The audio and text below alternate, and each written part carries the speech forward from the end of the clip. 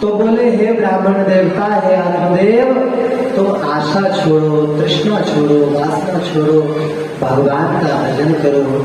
बोले महाराज कृपा करके कोई संतान दो। बोले मैंने देख लिया, तुम्हारी ललाट देख ली, तुम्हें इस जन्म में नहीं, अगले 7 जन्म में भी संतान नहीं होगा। क्यों? अभी बताया ना सिद्धांत श्रेष्ठ, जब तुम पिछले जन्म में थे तो स्त्री के गर्भ की हत्या होगी तुम्हारी। ब्राह्मण बोले हे महात्मा जी, विवेक से मेरा क्या होगा, मुझे तो कैसे भी पुत्र दीजिए। बोले इस संसार में बिना पुत्र स्त्री के सुख नहीं है। सब संन्यास में क्या रखा है, नीरस जीवन है महाराज। सुंदर सुंदर बच्चा किलकारी मारे तो कितना सुख होता है। हमें तो संतान दो। ब्राह्मण जब ऐसा हट करने लगे, बोले अगर संतान नहीं दोगे हम आपके चरणों में सिर पटक पटक के मर जाएंगे। इन्होंने कहा देखो, विधि का विधान जब भी किसी ने टालने की प्रयास किया उसे हमेशा कष्ट उठाना पड़ा। पुत्र होने के बावजूद भी सुख नहीं मिला। राजा सगर 60,000 जन, महाराजा शशबिंदु सुना है ना, इनके 1 अरब संतान, भागवत में ऐसा पहला था 1 अरब संतान। और कौरवों के 100 बेटा, 101 बेटा, ये 116। बोले परंतु उन लोगों को भी सुख नहीं मिला। और बेटा होने के बावजूद बेन को दुख मिला। जबरदस्ती पुत्र मांगा पर्वत और नारद मुनि से, तो राजा चित्रकेतु को दुख उठाना पड़ा। तो तुम संतान की कर रहे हो तो कोई बात नहीं, तुम्हारी जिद है, दे देते हैं। एक फल दिया और वो फल दे करके कहा ये बड़ा दिव्य फल है, हरिशरण हरिशरण हरिशरण। इस पुराण में तो नहीं आई है, लेकिन लिंग पुराण में कथा है। लिंग पुराण में कथा ये आई है कि एक ऋषि थे, उस ऋषि ने कई वर्षों तक भगवान श्री शंकर की तपस्या करी। शंकर जी की तपस्या करी। भगवान शंकर ने कहा क्या चाहिए? बोले मैं चाहता हूँ कि पूरा जीवन मैं भगवत भागवत सत्संग में व्यतीत करूं, तो कृपा करके ऐसा अवसर हमें प्रदान करें। भगवान शंकर बोले ठीक है, अभी युग सतयुग चल रहा है, तुम मेरे साथ शिवलोक चलो। भगवान शंकर के शिवलोक में वो गए, तो भगवान शंकर के शिवलोक में रह के आराधना करने लगे। कई वर्षों तक जब आराधना की, फिर कलयुग का समय आया। जिस समय ये सन्यासी बने ठाकुर जी आत्मदेव जी से चर्चा कर रहे थे, उसी समय जब इन्होंने कहा कि मैं एक फल देता हूं, अब झोली में हाथ डाला, फल रखे तो थे नहीं, तो वो महात्मा जिन्होंने तपस्या करी थी भगवान शंकर ने उन्हें फल रूप से झोला बनाया। ये लिंग पुराण में। देखो पुराणों की एक बात अद्भुत है। भागवत को मैं कहता हूं सिद्धांत ग्रंथ, सूत्र ग्रंथ। पता है क्यों? भागवत को समझना हो तो कम से कम 18 पुराण एक बार जरूर पढ़ लें, क्योंकि इसकी जो कथाएं हैं यहाँ नाम दिया है, वर्णन कहीं और है। सूत्र ग्रंथ है, सूत्रात्मक ग्रंथ है। तो वही फल रूप से हाथ में इन्होंने दिया और कहा देखो ये अपनी पत्नी को दे देना और कहना 1 वर्ष तक सत्य शौच दया दान आदि करके एक समय ही अन्न ग्रहण करे, शुद्ध वातावरण में रहे, मन पवित्र रखे, तो उन्हें दिव्य पुत्र की प्राप्ति होगी। ब्राह्मण देवता बड़े प्रसन्न हुए, लेके आए और धुंधली को दिया और बोले खा लो, इससे पुत्र उत्पन्न। हमने बताया ना, वो पतिव्रता तो थी लेकिन कलहा था, बुद्धि की कलुषित। वो विचार करने लग गई, अरे इसमें वर्णन आया कोई सखी को बुला कर भिखारी सखी बताओ मेरे पति कितने भोले भाले, फल से कोई बेटा पैदा होता है, जाने किसका ले आए, और मुझे तो ऐसे भी फल खाना पसंद नहीं। अरे महात्मा ने दिया खा ले। बोले तू समझ नहीं रही है, मान लो फल खा लिया और बच्चा पेट में बढ़ गया, पेट बड़ा हो गया तो क्या होगा? बोले भूख नहीं लगेगा, बोले ऐसे कोई थोड़ी ना सोचते हैं। बोले यही बात नहीं सखी। फिर बोले मान लो कि आग लग जाए कुटिया में, सब तो भाग जाएंगे, मैं कहाँ भागूं? बताओ दिमाग में क्या क्या आ रहा है? तो बोले अरे तुम्हारा दिमाग खराब है, ऐसी कोई घटना होती है? बोले कि मान लो ये भी नहीं हुई तो क्या पता चोर डाकू लुटेरे आ जाए और सब तो भाग जाएंगे, मैं कैसे भागूंगी? क्या बुद्धि खराब है, फल खा ले दिव्य पुत्र होगा। बोला चलो कुछ नहीं भी हुआ तो शुकदेव जैसा कोई पेट में आ गया तो 12 बजे तक निकला ही नहीं तो? महाराज रावण जी ने एक बड़ा सुंदर उपदेश दिया अपने जीवन में। भगवान श्री राम ने लक्ष्मण जी को कहा रावण के नाभि में बाण लग गई है, वो अब मरने वाला है, जो क्या नहीं। क्यों? बोले संसार का सर्वश्रेष्ठ ज्ञानी रावण है। लक्ष्मण जी गए, बोले महाराज मैं दासरथी लक्ष्मण, मुझे उपदेश दीजिए।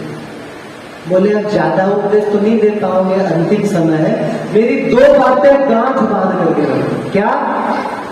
बोले अच्छा कर्म करने का विचार आवे तुरंत करो, सोचो विचारो, वरना नहीं कर पाओगे। बुरा काम करने का मन में आए विचार करो। बोले लक्ष्मण जी क्या आपके मन में भी कुछ ऐसा रहा क्या जीवन में? बोले हाँ, मैं चाहता था कि सोना कितना सुंदर होता है, उसमें सुगंध उठने लग जाए, कितना अद्भुत हो जाएगा। गन्ना कितना मीठा होता है, उसमें फल निकला है, कितना मीठा होगा। संसार में मीठे पानी की कमी है, मैं पूरे समुद्र को मीठा कर सकता हूं। प्रकृति के रहस्य का ज्ञाता था। बोले स्वर्ग तक की मैं सीढ़ी, अभी जो 3 सीढ़ी दिखती ना पत्रिकासन से ऊपर, उन्हीं की बनाई हुई है। बोले मैं सीढ़ी बना रहा था कि कोई अगर पैर में जिसके ताकत हो वो चढ़ जाए, परंतु गल पे टालता रहा और कुछ नहीं करा। तो महाराज कभी भी अच्छे कर्म को गल पे नहीं टालना चाहिए। दान का मन हुआ तुरंत किए, धर्म का मन हुआ तुरंत किए, पिता के चरणों की सेवा का मन हुआ तुरंत किए, रमेश बाबा महाराज के एकादशी सत्संग का मन हुआ तुरंत चले गए। ये नहीं अगली एकादशी फिर अगली नहीं, कभी अगला समय नहीं आता, कल कभी आता नहीं। आप देखो बनियों के दुकान में लिखा रहता है आज नगद कल उधार, दूसरे दिन पहुंच गए फिर बोलेंगे आज नगद कल उधार, उनका कल कभी आता नहीं। तो ये विचार ही करने लग गई तो बोले मैं तो फल नहीं खाऊंगी। बोले क्यों? बोले मान लो ऐसा कुछ नहीं भी हुआ तो भी पेट में बच्चा रह गया, मैं चल फिर पाऊंगी नहीं, मेरी ननद आएगी वो सारा माल मत्ता उठा ले जाएगी। बोले अरे क्या उठा ले जाएगी? तो किसी नौकरानी को रखेगा ना, मैं तो ना खाऊंगा। उसकी एक मुंह बोली बहन थी, उसको बुलाया और बुला करके उसको कहा कि क्या करें? तो उस मुंह बोली बहन ने कहा, याद रखना ये सगी बहन नहीं, मुंह बोली बहन। उसने बोला तू चिंता मत कर, तू जो है अपने पति को बोल कि मैंने फल खा लिया, अपनी गैया को खिला, फल का प्रभाव भी पता चल जाएगा और मेरे गर्भ में संतान है वो मैं तुम्हें दे दूंगी, पति को कुछ धन दे देना और ऐसे चल पड़ेगा काम। तो ठीक है, ऐसा ही किया गया। इसने फल गाय को खिला दिया। आगे पता चलेगा कि मैंने ऐसा क्यों कहा कि वो सगी बहन नहीं, किस कारण से कहा, इस पॉइंट को ध्यान रखना, प्रायः समाधान नहीं कर पाते हैं। तो ऐसा ही हुआ, धीरे धीरे गाय के भी गर्व बढ़ने लग गया और इसने कहा मेरा भी गर्व बढ़ रहा है। और समय के बाद आखिरकार संतान उस स्त्री को हुआ तो रातों रात पहुंचवा दिया और इन्होंने जिंदोगा पीट दिया कि भैया संतान हो गई। आत्मदेव जी बड़े प्रसन्न हुए, कांसे की थाली बजाने लग गए। 3 महीने बाद ही गैया ने भी बच्चा दिया, बिल्कुल इंसान मनुष्य जैसे, परंतु उसका कान गोकर्ण, गाय के कान के समान। जब मैंने कहा ना कि शिव जी की तपस्या की, गोकर्णेश्वर महादेव बहुत प्रसिद्ध महादेव हैं, सतयुग के महादेव हैं। उन्होंने उस महात्मा को आशीर्वाद दिया था कि हम अभी से तुम्हारे नाम के महादेव के रूप में प्रसिद्ध हो जाएंगे। तो गोकर्ण जी का अवतार बाद में हुआ, महादेव पहले से, गोकर्ण महादेव नाम से। तो जब नामकरण का संस्कार आया तो सबसे पहले इन्होंने कहा कि इस बच्चे का गाय के बच्चे का रखते हैं, कान गाय के समान है इसलिए इसका गोकर्ण रखते हैं। जब छोटे बच्चे की बारी आई, ये बड़े बच्चे की धुंधुकारी जिसको कह रहे हैं, बोले इसका नाम रखेंगे बच्चे का। तो ब्राह्मण लोग आए हुए थे नामकरण संस्कार कराने। इन्होंने कहा कौन हो तुम लोग, क्यों आए हो? बोले हम ब्राह्मण हैं, नामकरण संस्कार कर रहे हैं। क्या नाम रखोगे? बोले संसार में प्रसिद्ध है कि पिता के नाम से संबंध रखने वाला नाम होना चाहिए। अब पिता का नाम आत्मदेव है तो इसका ब्रह्मदेव, शिवदेव है, मुझे गोपाल देव रख देंगे ऐसे, रामदेव, सत्यदेव। बोले अरे मरो यहां से, भागो यहां से, कोई दान दक्षिणा नहीं मिलेगा। दोनों बेटे का नाम तुम लोग ही रख लोगे, ये मेरा बेटा है, मैंने जन्म दिया, मेरा नाम धुंधुली, मेरे बेटे का नाम धुंधुकारी। खैर कोई बात नहीं, दोनों पले बढ़े। जब आगे बढ़े तो दोनों को एक ही गुरुकुल में शिक्षा के लिए दी, परंतु संस्कार दोनों के अलग अलग रहे हैं। दोनों के संस्कार अलग अलग होने की वजह से धुंधुकारी महाराज महादुष्ट हुआ, बहुत बहुत बड़ा दुष्ट हुआ। और गोकर्ण जी पढ़ लिख करके आसपास ख्याति हो गई, महापंडित हो गए, एक ही श्लोक में श्री सूत जी महाराज ने कहा है कि अत्कालेन तो जातो तरुणो तनया बुधो गोकर्ण पंडितो ज्ञानी धुंधुकारी महाखला। गोकर्ण तो महापंडित हो गए परंतु धुंधुकारी महाखल हो गए। महाराज शौच स्नान आदि नियमों का भी पालन नहीं करता है, स्नान नहीं करता कई कई महीने तक, हमेशा क्रोधी बना रहता, बुरी बुरी वस्तुओं का संग्रह करता, और तो और मुर्दे के द्वारा हाथ से छुआया हुआ भोजन, शव हस्तेन भोजनम। ये क्या चीज होता है पता है? मुर्दे के हाथ से छुआया हुआ।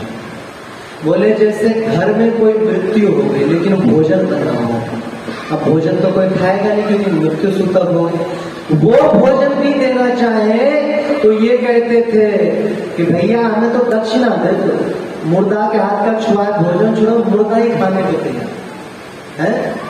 शव हस्तेन च भोजनम, चोरी करना, द्वेष बनाना उसका स्वभाव बन गया था। और तो और छोटे छोटे बच्चों को खिलाते हुए ले जाता और ले जाके कुएं में डाल देता था, माता पिता की सारी संपत्ति नष्ट कर दी। और नित्य प्रति अपने पिता को पीटता था, रोज पीटता था। एक दिन वह नहीं थे, इसमें वर्णन आया है, तब पिता कृपणा प्रोच्चर धनहीनो रुरोधः वंद्यत्वं च समीचीनं कुपुत्रोत्व। तो इसमें एक बात आई है 70वें श्लोक में, एकदा पितरो ताड्य पात्राणि स्वयं महाराज। बोले एक बार ऐसा हुआ कि पिताजी जो है फूट फूट करके रोने लगे, बहुत इष्टामी, बहुत अच्छा है। बोले रोने लगे एकांत देखे। एकांत देखे क्यों रो रहे थे भाई? बोले वो महाराज जी पिता को पीटता था और बोलता रोना नहीं, हमारी बदनामी हो जाएगी। पीटता भी था और रोने भी नहीं देता था। एक दिन धुंधुकारी नहीं था तो उच्च स्वर में विलाप कर रहा था, मैं क्या करूं, कहां जाऊं, इससे अच्छा तो पुत्र नहीं होता तो ठीक। लोक में एक कहावत है, पुत्र सुपुत्र तो का धन संचय, पुत्र कुपुत्र तो का धन संचय। बोले बेटा अगर योग्य है तो फिर धन क्यों इकट्ठा करना, वो कमा लेगा, और बेटा अगर अयोग्य है तो धन क्यों कमाना, वो नष्ट कर देगा। धन की केवल 3 गति बताई है संतों, केवल 3 गति। या तो खूब खा ले, पी ले, उड़ा ले, भोग भोग ले। दूसरी गति दान कर ले, पुण्य कर्म कर ले। अगर खाते पीते भी नहीं हो, दान भी नहीं करते हो, तो तीसरी गति नाश, चोर चुरा ले जाएगा, कोई छीन लेगा, बेटा उड़ा देगा, यही सब होगा। तो बोले कि हमारे धन का नाश हो गया, मैं क्या करूं। तो उस समय गोकर्ण जी ने देखा और बोले, हे पिताजी, असार खलु संसारो दुख रूपी विमोहकः, सुतः कस्य धनम कस्य स्नेहवान ज्वलते निशम। बोले, हे पिताजी, यह संसार असार है, इसमें कुछ भी सुख नहीं रखा है। महाराज, कई संतों ने इसे द्विश्लोकी भागवत कहा है, इस 2 श्लोक। बोले इस 2 श्लोक में सारा भागवत का ज्ञान उधर के रख दिया। बोले यह दुख रूप संसार मोह में डालने वाला है। कौन किसका पुत्र, कौन किसका पत्नी, कौन किसका पति। स्नेहवान पुरुष दिन रात दीपक के समान जलता है। नाचेन्द्रस्य सुखम किंचन शुभम चक्रवर्तिनः, सुखमस्ति विरक्तस्य मुनेरेकांत जीविनः। बोले पिताजी, इंद्र तक को सुख नहीं है, राजा तक को सुख नहीं है, दिन रात हाय हाय मची रहती है। किसी को 1000 रुपया मिल जाए तो ये नहीं सोचेगा बस हो गया, संतोष नहीं। बोले 1 लाख चाहिए, 1 लाख मिल गया, बोले 1 करोड़ चाहिए। अच्छा बाबा, नए बच्चों में तो नहीं पढ़ा होगा, आप लोगों ने पढ़ा होगा। 3री 4थी कक्षा में आती है, एक व्यक्ति को बड़ी इच्छा थी हमारे पास ज्यादा से ज्यादा जमीन, भूमि। एक राजा ने कहा तुम दौड़ करके नाप लो, जितनी जमीन नाप लोगे उतनी जमीन तुम्हारी। वो प्रातः काल से सायंकाल तक दौड़ता था और दौड़ करके रुका ही, लोग खत्म नहीं हुआ, मर गए। सुना होगा, ये पढ़ा होगा, 3री 4थी क्लास में, हिंदी की क्लास में आती है। बोले कि मर गया, उसके लिए 6-7 फुट ही काफी था, 4 हाथ के घूमने करता है। तो व्यक्ति कभी संतुष्ट नहीं हो पाती। अभी सुखदेव जी का चरित्र आएगा तो बताएंगे उनके संतोष के विषय में। श्री तुलसीदास जी महाराज ने एक क्या नाम दोहा में कहा है, आप लोगों को खूब सुना होगा उसे। दीन कहे धनवान सुखी, धनवान कहे सुख राजा को भारी। जो दीन गरीब है वो कहता है धनवान व्यक्ति मस्त जीते होंगे, मस्त जो व्यक्ति वो कहते हैं भैया प्रधानमंत्री ज्यादा बेहतर जी रहे। लेकिन राजा कहे महाराजा सुखी, महाराजा कहे सुख इंद्र को भारी। इंद्र कहे चतुरानंद को सुख, ब्रह्म कहे सुख विष्णु को भारी। सभी एक दूसरे को देख के चल रहे हैं कि हमारा पद छोटा है। तुलसीदास विचार कहे, तुलसीदास जी कहते हैं मैं विचार करके गया। तुलसीदास विचार कहे, हरि भक्ति बिना सब जीव दुखारी। बोले भगवान की भक्ति के बगैर सारे जीव दुखी रहे, कोई सुखी नहीं रहता महाराज। तो बोले कि पिताजी ये सब छोड़ दीजिए, अज्ञान छोड़ दीजिए, यह मेरा पुत्र है, यह मेरी पत्नी है, ये सभी स्वप्न है।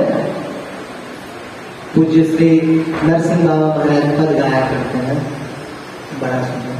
बहुत भटका हूँ दुनिया में मगर अब होश आई है। बहुत भटका हूँ दुनिया में मगर अब होश आई है कि मैंने जिंदगी अपनी मुहीन शक्ल गवाई है। इसमें एक बात इन्होंने बड़ी अच्छी कही, बोले होश आई है ये कैसे पता चले। तुलसीदास जी महाराज क्या कहते हैं, मोहनिशा सब सोवन स्वप्न अनेक प्रकारा।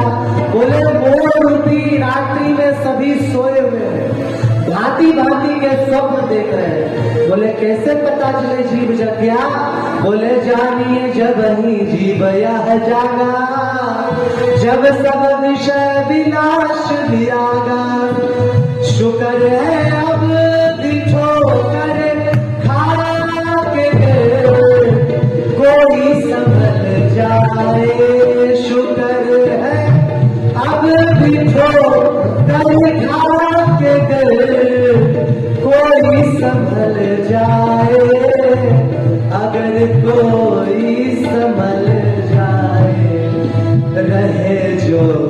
तेरी मस्ती में सफल उसकी कमाई है, रहे जो तेरी मस्ती में सफल उसकी कमाई है। बहुत भटका हूँ दुनिया में मगर अब होश आई है। श्री राधा रानी की जय।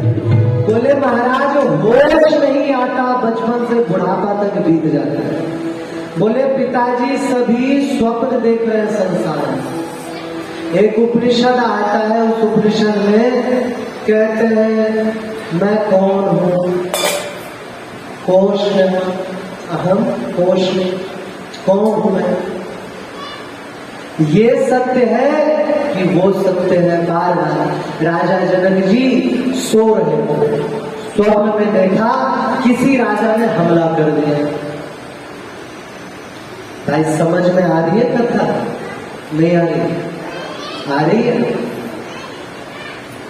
शब्द साफ समझ में आ रहे हैं? तो बोले जनक जी सोए थे, स्वप्न में देखा किसी राजा ने हमला कर दिया और हरा करके इनके शरीर से वस्त्र उतार के एक लंगोटी पहना के राज निकाला, देश निकाला। बोले राज ने ढिंडोरा पिटवा दिया। इस राजा को किसी ने अगर अन्न दिया उसे फांसी पर चढ़ा दिया। डर के मारे कोई अपने प्राण प्यारे राजा को जल तक नहीं पूछ रहा था।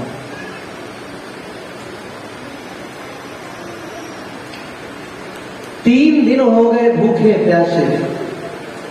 माता जी एक जगह खिचड़ी बन रही थी, अनुच्छेद था, खिचड़ी बन रही थी। जब तक ये पहुंचे बाबा तब तक खिचड़ी सुना। ये बेचारे बोले कुछ तो दो, 3 दिन से भूखे हैं। तो क्या हुआ कि उन्होंने दया करके बोले खुरचन है, थोड़ी सो लोगे? बोले वो खुरचन समझते जला हुआ खुरचन दे दिया। ये खाने वाले थे कि 2 बैल लड़ते हुए आए, टकरा गए। जो हाथ में खुरचन थी वो नीचे कीच में गिर गई, बैल के पांव से सन गया। ये जोर से चीख पड़े, चीखे तो स्वप्न में जागृत में भी चीख निकली। सेना लोग है क्या हुआ क्या हुआ? महाराज देखे अरे मैं तो राजा हूं। तो वो विचार करने लग गए कि ये सच या वो सच। मैंने स्वप्न में देखा वह सत्य था जो कष्ट मिल रहा था, या अभी जो दिख रहा है वह सत्य है। सबसे पूछता कोई उत्तर नहीं दे पाए। अंतिम में उनके गुरु अष्टावक्र जी ने कहा ना ये सत्य ना वो सत्य। कैसे? बोले अगर वो सत्य होता तो जगने के बाद वो कष्ट तुम्हें अभी क्यों नहीं मिला, जगती समाप्त क्यों हो गया? और अगर ये सत्य है तो उस समय कष्ट तुम्हें मिल रहा था कि नहीं मिल रहा था? कष्ट अनुभव हो ही रहा था। तो तुलसीदास जी कहते हैं मोह निशा सब सोवन हारा, देख ही स्वप्न अनेक प्रकारा। गोकर्ण जी कह रहे हैं हे पिताजी इस अज्ञान को छोड़ दीजिए और वन में चले जाइए। किस वन में चले जाइए? बोले सर्वम त्यक्त्वा वनम ब्रज। अच्छा वन एक ही प्रसिद्ध है महाराज। कौन सा वन? कौन सा वन है? अरे माटी के धुंधाओं मुझको बोलो। वृंदावन। बोले पिताजी सर्वम त्यक्त्वा वृंदावनम ब्रज, वृंदावन चले जाओ। गोकर्ण जी का उपदेश सुन करके बोले बेटा चले तो जाके क्या करें वहां? बोले पिताजी वहां जाकर के आप इस बात पर विचार करो यह शरीर हड्डी मांस और रुधिर का पिंड है, इसको अपना मत मानो। अच्छा देखो भी तो महाराज शरीर में मैं कहने लायक कोई जगह नहीं बचती।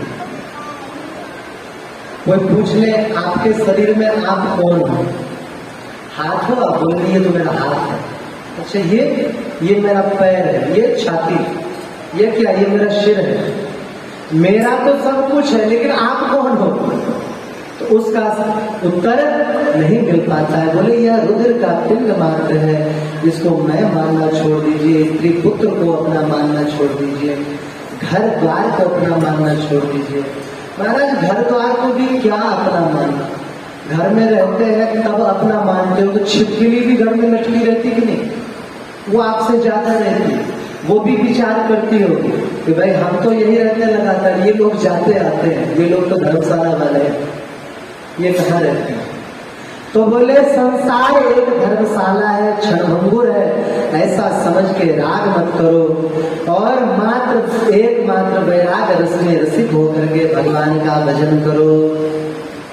बोले पिताजी सदा साधु संतों की सेवा करो, धर्मं भजस्व सततम त्यज लोक धर्मान सेवश्य साधु पुरुषां जहि काम कृष्णा। बोले संतों की सेवा करो और 10वें स्कंद भागवत महापुराण कृष्ण कथा का निरंतर पाठ करो, इस तरह आपको भगवत प्राप्ति होगी। अपने पुत्र को प्रणाम किया, गोकर्ण जी को प्रणाम किया आत्मदेव जी ने। बोले बेटा आयु में तो तुम छोटे हो परंतु ज्ञान में बहुत बड़े। प्रणाम करके वृंदावन आए, वृंदावन आकर के घोर तपस्या करी और ठाकुर जी के धाम को प्राप्त हो गए। बोले एक दिन पिता के मर जाने के बाद धुंधुकारी अपनी मैया के पास है, धुंधुली के पास। बोला बता कहाँ धन छुपा के रखा है। बोले अरे बेटा हमारा बर्तन भाड़े तक तो तू बेच ले गया, कहाँ है धन। महाराज बड़ी मार मारी, वर्णन में है कि मार मार के अधमरी कर दिया और इस बात को बोला क्या, हनिष्ये लत्तया नचे। बोले कि अगर तुम मुझे धन नहीं बताती हो तो हनिष्ये लत्तया, लत्तया जलती हुई लकड़ी, लोठी। बोले जलते हुए कोयला वाली लकड़ी से पिटाई करूंगा तुम्हारी। पतिदेव की बात मान लेती, फल खा लेती तो उसे गोकर्ण जैसा अद्भुत पुत्र मिलता है जो माता पिता का भक्त। तो स्त्री को चाहिए कि पति देव की उचित आज्ञा को स्वीकार करे, पति देव को चाहिए कि पत्नी की उचित आग्रह को स्वीकार करे। पति और पत्नी एक दूसरे के परिपूरक हैं, एक दूसरे के धार्मिक भावना को सम्मान करे। पत्नी को चाहिए पतिव्रता बन करके रहे, पर पुरुष की ओर ना देखे, सास ससुर की सेवा करे। पुरुष को चाहिए पत्नी व्रत बन के रहे। हाँ, एक तरफ का बात नहीं होनी चाहिए। ज्यादातर लोग एक तरफा बात कह देते हैं, पत्नी तो पतिव्रता बन गई और पति जहां चाहे वो मारे, उसको कोई पाप नहीं लगेगा। पाप अरे वो बड़े बड़े कड़ाह में तेल जो खौला रहे हैं ना यमराज जी, उन्हीं को तलने के लिए तो खौला रहे हैं। दोनों की बराबर की हिस्सेदारी है। अगर पति का मन भी पराई स्त्री की ओर जाता है तो उसे उतना ही पाप लगेगा जितना स्त्री का पराई पुरुष की ओर जाता है तब लगेगा। पत्नी पतिव्रता बन करके रहे, पति जो है पत्नी व्रत बन करके रहे, दोनों एक दूसरे के परिपूरक बन करके संसार में सुखी रहे। तो बोले जो पति की आज्ञा इन्होंने नहीं मानी, उचित आज्ञा नहीं मानी, उसका पाप भोगना पड़ा और डर के मारे ये कुआं बगल में थी करके उसमें कूद करके उसने आत्महत्या कर लिया। तब गोकर्ण जी ने विचार किया कि भाई घर में 3 लोग थे, पिताजी थे वो वृंदावन चले गए, माताजी थी वो डूब के मर गई, अब हम ही बचे हैं। तो वो भी वहां से तीर्थ यात्रा के लिए निकल पड़े। इनके तीर्थ यात्रा का प्रसंग भी ग्रंथों में बहुत अधिक है, बीच में क्या हुआ लेकिन अब हम नहीं लेंगे क्योंकि आगे बढ़ाना थोड़ी सी कथा। तीर्थ यात्रा के लिए गए, गोकर्णेश्वर महादेव की दोबारा से स्थापना करी। इधर धुंधुकारी तनिक बहुत अपने भाई के कारण लज्जा में भी रहता था। भाई जब चले गए 5 वेश्या को ले आए और नित्य निरंतर पाप कर्म करता। और एक दिन वेश्याओं ने कहा कि तुम जो है हमें आभूषण ला करो। राजा के यहाँ डाका डाला, आभूषण लाए, बहुत आभूषण लाए। फिर 5 वेश्या ने विचार किया कि भाई राजा के यहाँ डाका डाला है और रोज किसी न किसी के यहाँ डाका डालता है, किसी न किसी दिन ये पकड़ा अवश्य जाएगा। अब ये पकड़ा जाएगा तो खोजबीन होगी, धन छीन लिया जाएगा, हम भी फंसेंगे, इसे मरना पड़ेगा, मृत्यु दंड मिलेगा। अब जब इसे मरना है ही तो हम ही क्यों ना मारे, कम से कम धन तो बचेगा। तो जो बिस्तर पे वो सोया था उसी बिस्तर पे वेश्याओं ने बांध दिया उसे, और बांध करके बोलते हैं कि पीटना चालू कर दिया बुरी तरह से, तब भी नहीं मरा। जलते हुए लोहे के सलाका लेकर के महाराज उसके गुप्त अंग में घुसाया, पेट में, गुदाद्वार में, आंख में, तब भी वो नहीं मरा। तड़प रहा था, मुख में अंगारे भर दिए, मैं नहीं कह रहा हूं, ये वर्णन में अंगारे भर दिए, मुख बुरी तरह से झुलस गया, जले हुए मनुष्य मांस की दुर्गंधी उठने लग गई, लेकिन फिर भी उसके मुख से गौ गौ की आवाज निकल रही थी, वो मर नहीं रहा था। तो क्या किए, उसका हाथ पर काट के ही जिंदा ही जमीन में गिरा दिया उसको, तब जाकर के उसका प्राण छूटा। उसके बाद ये कुछ दिन वहां रहे। कोई पूछते अरे धुंधुकारी नहीं दिख रहा है बहुत दिन से, बोले आप जानते हो मेरे पति कमाने के लिए दूर गए हैं, और धीरे धीरे वो गायब हो गए। इधर धुंधुकारी जी के बारे में पता चला, गोकर्ण जी बड़े दुखी हुए। उन्होंने आत्मदेव जी के लिए, धुंधुली के लिए और अपने भाई धुंधुकारी के लिए गया तीर्थ में पिंडदान किया। पिंडदान करके जब वापस आए तो रात्रि का समय था, घर में प्रवेश करके सो रहे थे, तभी देखा कि एक कोई भैंसा प्रकट हो गया। भैंसा देखे, अरे भैंसा अपने घर में हट हट करने लगे, वो बकरी बन गया, बकरी से हाथी बन गया। हाथी से वर्णन है इसमें, सकृन मेष, मेष मतलब भेड़ा, सकृत हस्ती, हाथी तुरंत हाथी में, सकृच ऊंट बन गया, महिषो भवत भैंस बन गया, कभी देवता, कभी इंद्र, कभी अग्नि का रूप लिया। ये समझ गए कि ये कोई ना कोई पापात्मा प्रेत है। बोले कौन हो तुम? वो रोने लग गया, मुख से आवाज नहीं निकल रही। महात्मा गोकर्ण जी ने हाथ में जल लेकर के छिड़का, पवित्र थोड़ी हुआ, तो बोले भैया मैं आपका भाई धुंधुकारी हूं, मैंने अपने दोष से ब्राह्मणत्व नष्ट कर डाला, मेरे कुकर्मों की गिनती नहीं, आप दया के समुद्र है, आप मेरा उद्धार कीजिए। गोकर्ण जी कह रहे हैं तदर्थम तो गया पिंडो माया दत्तो विधानतः तत्कथम नैव मुक्तोसी ममाश्चर्यमिदं महत्। बोले बड़े आश्चर्य की बात है, हमने गया में पिंड दान किया तुम्हारे लिए, तब भी तुम्हारा उद्धार नहीं हुआ। कहते हैं कहीं से भी अगर उद्धार ना होता हो, गया पिंड में दान कर दो, तर्पण कर दो, उद्धार हो जाता। वरदान है भगवान विष्णु का, ऐसे वैसे नहीं है। एक असुर था, उसका नाम था गयासुर, उसने भगवान विष्णु की तपस्या की। भगवान विष्णु प्रकट हो गए, बोले क्या चाहिए? भगवान का भक्त था, बोले प्रभु मैं चाहता हूं कि जो भी, क्योंकि आप तो दर्शन देते नहीं हो सभी को, जो भी मेरा दर्शन करे उसे आपका लोक दे दे।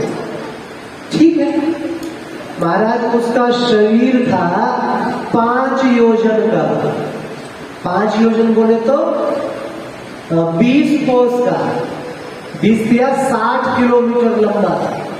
अब 60 किलोमीटर लंबा कुछ खड़ा कर तो पूरी पृथ्वी से ही दिखेगा, नहीं भी तो 2-4 देशों से तो दिख ही जाएगा, है ना। तो इतना ऊंचा लोग देख देख करके तुम्हारे भगवत धाम जाने लगे। ब्रह्मा जी आदि ने विचार किया ऐसे तो सृष्टि खाली हो जाएगी।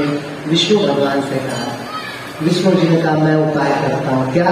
बोले तुम देवताओं सहित जाओ और उसे बोलो कि यज्ञ करना है, यज्ञ के लिए अपना शरीर। ऐसा नहीं किया गया। बोले गयासुर को, गयासुर हाँ ब्रह्मा जी, बोले हमें यज्ञ करना है पवित्र भूमि से, और तुम्हारे हृदय से पवित्र कुछ नहीं, तो तुम लेट जाओ, हम यज्ञ करेंगे। जो आज्ञा महाराज। लेट गए, यज्ञ करने लग गए। 1000 वर्ष तक यज्ञ चला। जब यज्ञ पूर्ण हुआ तो गयासुर उठने लग गए, लेकिन तब तक महाराज कितने नगर बस गए थे उसके शरीर में, सब जीव घबराने लग गए, थरथराने लग गए। तो भगवान विष्णु वहां पर बिंदु माधव भगवान का रूप धारण करके गदाधर भगवान का रूप धारण किया। वहां पर निवास किए, बोले बेटा मैं तुम्हारी छाती करूंगा, तुम उठो। जैसी आपकी आज्ञा महाराज, परंतु हमें कुछ वरदान दीजिए। क्या? बोले कि हमारे यहाँ पर जो पिंड दान करे उसके पितरों का उद्धार हो। ये कथा तो बोले कि हमने तो गया में पिंड दान किया, तब भी तुम्हारा उद्धार क्यों नहीं हुआ? आप विचार करो, उद्धार क्यों नहीं हुआ उसका? वो पापी था इसलिए या और कोई कारण था? नहीं, पापी था वो तो सही है। पिंड दान करने से पापी का भी उद्धार होना चाहिए था। कारण क्या हुआ? आप सभी जाकर ब्राह्मण ने इस बात को जानते हैं। हम लोगों के गोत्र होते हैं ना, गोत्र, प्रवर, शाखा, प्रशाखा। तो जिस समय पिंड दान करते हैं, तीर्थ पुरोहित गोत्र का उच्चारण करवाते हैं। लेकिन जब धुंधुकारी का पिंड दान किया गया तो गोकर्ण जी ने आत्मदेव जी का गोत्र कहा, लेकिन क्या वो आत्मदेव जी का पुत्र था? नहीं था। तो जब गोत्र नहीं है आपका तो फिर कहां से लगेगा? पाइप लाइन है, बोले हमारी टंकी तो भर नहीं रही है, हम रोज नल चला रहे हैं। बोले भैया तुम नल तो चला रहे हो, लेकिन तुमने पाइप दूसरे टंकी में लगा रखी है, उसकी टंकी भरेगी, तुम्हारी नहीं भरेगी। तो जब गोत्र का उच्चारण वो कर रहे थे तो गोत्र का उच्चारण गलत हो रहा था, इसलिए उसका उद्धार गया पिंड से नहीं हुआ। आई समझ में बात? तो बोले भैया मेरी सैकड़ों गया श्राद्ध करने से भी मुक्ति नहीं हो सकती। गोकर्ण जी ने कहा कि अगर ऐसी बात है फिर तो लगता है कि तुम्हारी मुक्ति होगी ही नहीं, पर चिंता मत करो, मैं कुछ न कुछ तुम्हारे लिए उपाय अवश्य करूंगा। प्रातः काल लोगों को पता चला कि श्री गोकर्ण जी आए हैं, तो सबके सब मिलने आए। उन्होंने बताया ऐसी ऐसी बात है। तो बोले क्या करें? बोले भगवान सूर्य को ही पूछते हैं। सूर्य भगवान से प्रार्थना किया, गति रोकी। बोले प्रभु क्या करें? सूर्य भगवान ने स्पष्ट शब्दों में कहा, क्या कहा? श्रीमद्भागवतं मुक्ति सप्ताहं वाचनं कुरु इति सूर्यवचः सर्वे धर्म रूपं च विद्रुतम्। बोले कि श्रीमद् भागवत महापुराण के सप्ताह विधि का वाचन करो, पारायण करो, इसी से इसकी मुक्ति हुई। मतलब समझ में आया? अगर गोत्र का पता ना हो तो पुण्य भी नहीं लगेगा, पिंड कार्य भी निष्फल हो जाएगा। लेकिन भागवत कथा एक ऐसा है कि आपको कुछ पता ना हो उसके बावजूद यह फल अवश्य देगा। महाराज जी ने कहा बहुत अच्छा। आत्मदेव जी का घर बहुत बड़ा था, वहीं पर कथा आरंभ हुई। अंधे लंगड़े लूले सब कथा सुनने आए। जब कथा हुई प्रारंभ, धुंधुकारी बैठने के लिए आया। जब इधर उधर देखा, आप सभी ने सुनी रखा है चरित्र को, बांस देखा 7 गांठ वाला, उसमें बैठा। कथा हुई, रोज की कथा में एक एक गांठ फूटती रही। अंतिम दिन के कथा में वह जब कथा समापन हुई तो दिव्य रूप में अवतरित हो गया, बाहर निकला और बाहर निकल करके बोलने लग गया, हे प्रभु अस्मिन् वै भारते वर्षे सूरिभिर्देव संसदि आकथा श्रावेणां पुंसां निष्फलं जन्म कीर्तितम्। बोले धन्य यह भागवत कथा, बोले उसका जन्म वृथा है जो इस पृथ्वी लोक में जन्म लेने के बाद भी भागवत की कथा नहीं सुनता है। बोले श्रीमद् भागवत की कथा से इतना अद्भुत लाभ होता है, पाप तो नष्ट होते ही होते हैं। बोले जन्म बंधन के कर्म से व्यक्ति मुक्त हो जाता है, भगवत धाम चला जाता है। विद्वानों का ऐसा कथन है। धुंधुकारी यह बोल ही रहे थे, तभी विष्णु भगवान के पार्षद प्रकट हुए। गोकर्ण जी को प्रणाम किया, इनको ले जाने लगे। गोकर्ण जी ने कहा एक बात बताओ, कि कथा तो सभी ने सुनी, परंतु ले जाने के लिए तो इनके लिए रथ क्यों लाया है, बाकी सब के लिए क्यों नहीं लाया? यहाँ संक्षिप्त बताते हैं, अभी अगले अध्याय थोड़े विस्तार से बताएंगे श्रोता और वक्ता के लक्षण। बोले महाराज फल भेद में श्रवणस्य विभेदेन फल भेदो प्रशंसिता। बोले कि धुंधकारी ने सुना, पूरे मन पूर्वक सुना, पूरे प्राण चित्त से सुना, सामने होकर के सुना। कथा जब भी सुनो व्यास की आंखों में आंखें डाल करके सुनो, तब जाके कथा का पूर्ण लाभ प्राप्त करोगे। महाराज आज तो दोनों तरफ से गड़बड़ है, श्रोता को नींद आती है और भागवत व्यास मुंह जवानी कुछ याद नहीं, पन्ना पलटो कथा चलती है, यहाँ देख करके कथा लगातार करते रहते, देखेंगे नहीं जनता क्या कहोगे। तो कथा आंखों से आंखें क्या मिला है, आंखों से आंखें मिला के जब कथा सुनोगे तो कथा के साथ ही दिव्य ऊर्जा आंखों से आपके शरीर में प्रवेश करेगी और वो उद्धार करेगी। बोले यही कारण है कि कथा का इनको पूर्ण फल नहीं मिला।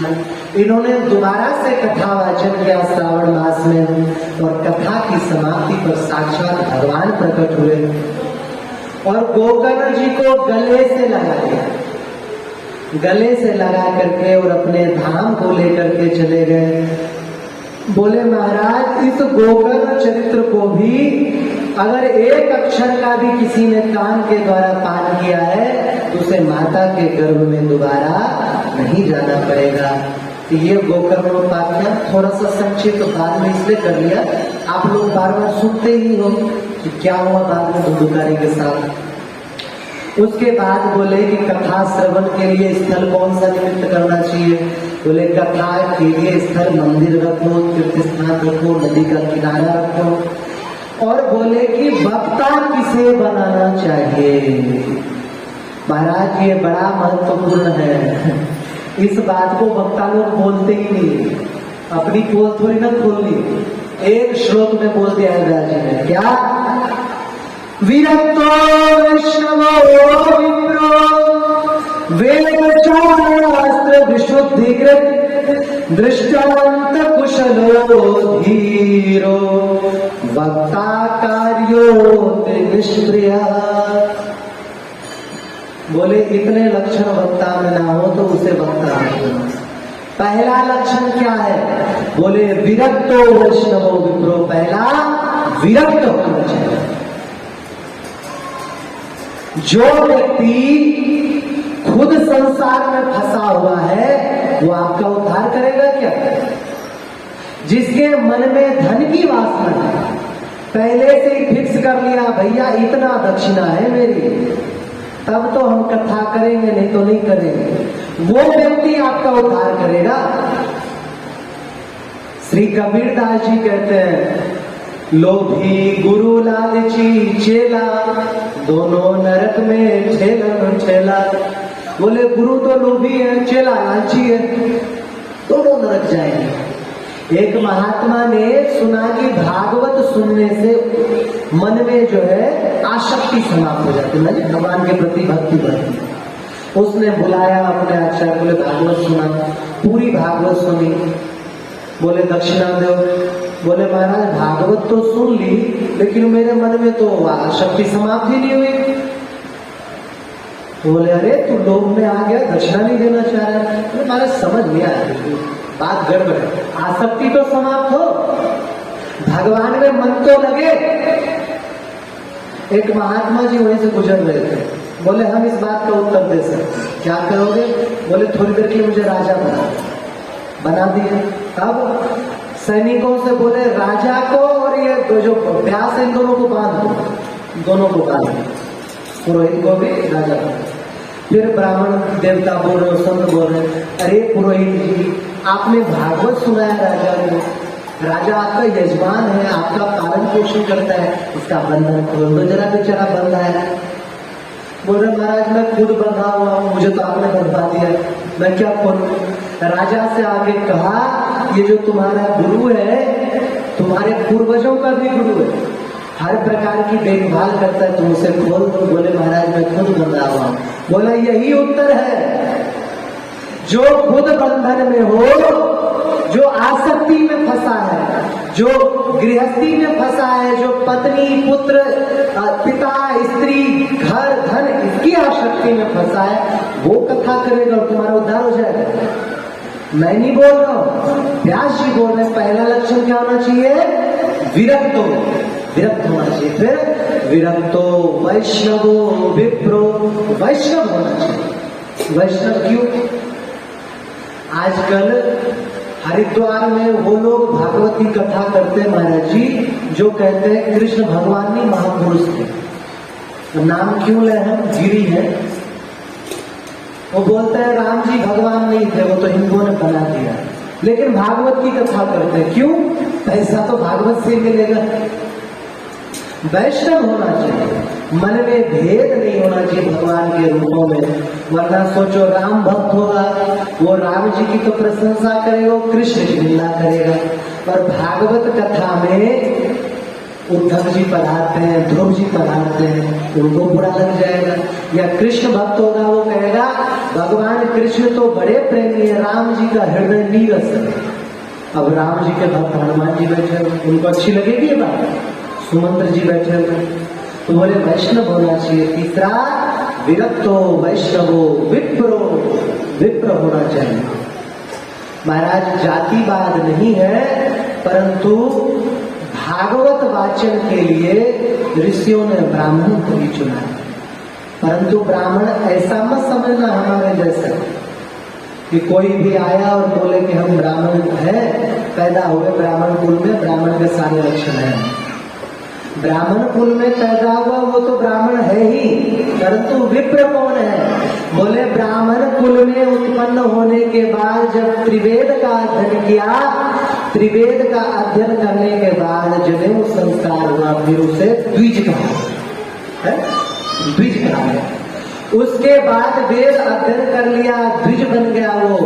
फिर शास्त्रों का चिंतन करते करते करते करते प्रकृष्ट रूप से अत्यंत उत्तम ज्ञानी बन गया, ब्रह्मवादी बन गया। फिर वो बना विप्र, अत्यंत ज्ञानी, अपने धर्म कर्म को निभाने वाले। आज स्थिति ये है, उससे शर्म की बात है कि हम लोग ऐसी शिक्षा प्राप्त कर रहे हैं। ब्राह्मणों को अपने 11 कारक के विषय में नहीं पता होता है। बोलो प्रवर कौन है? बोले त्रिप्रवर है। अरे त्रि है ठीक है, लेकिन 3 कौन कौन से है? बोले नहीं पता जी। शाखा कौन सी है? बोले नहीं पता जी। अच्छा तो तुम्हारा आस्पद क्या है? बोले नहीं पता जी। चरण क्या है? बोले नहीं पता जी।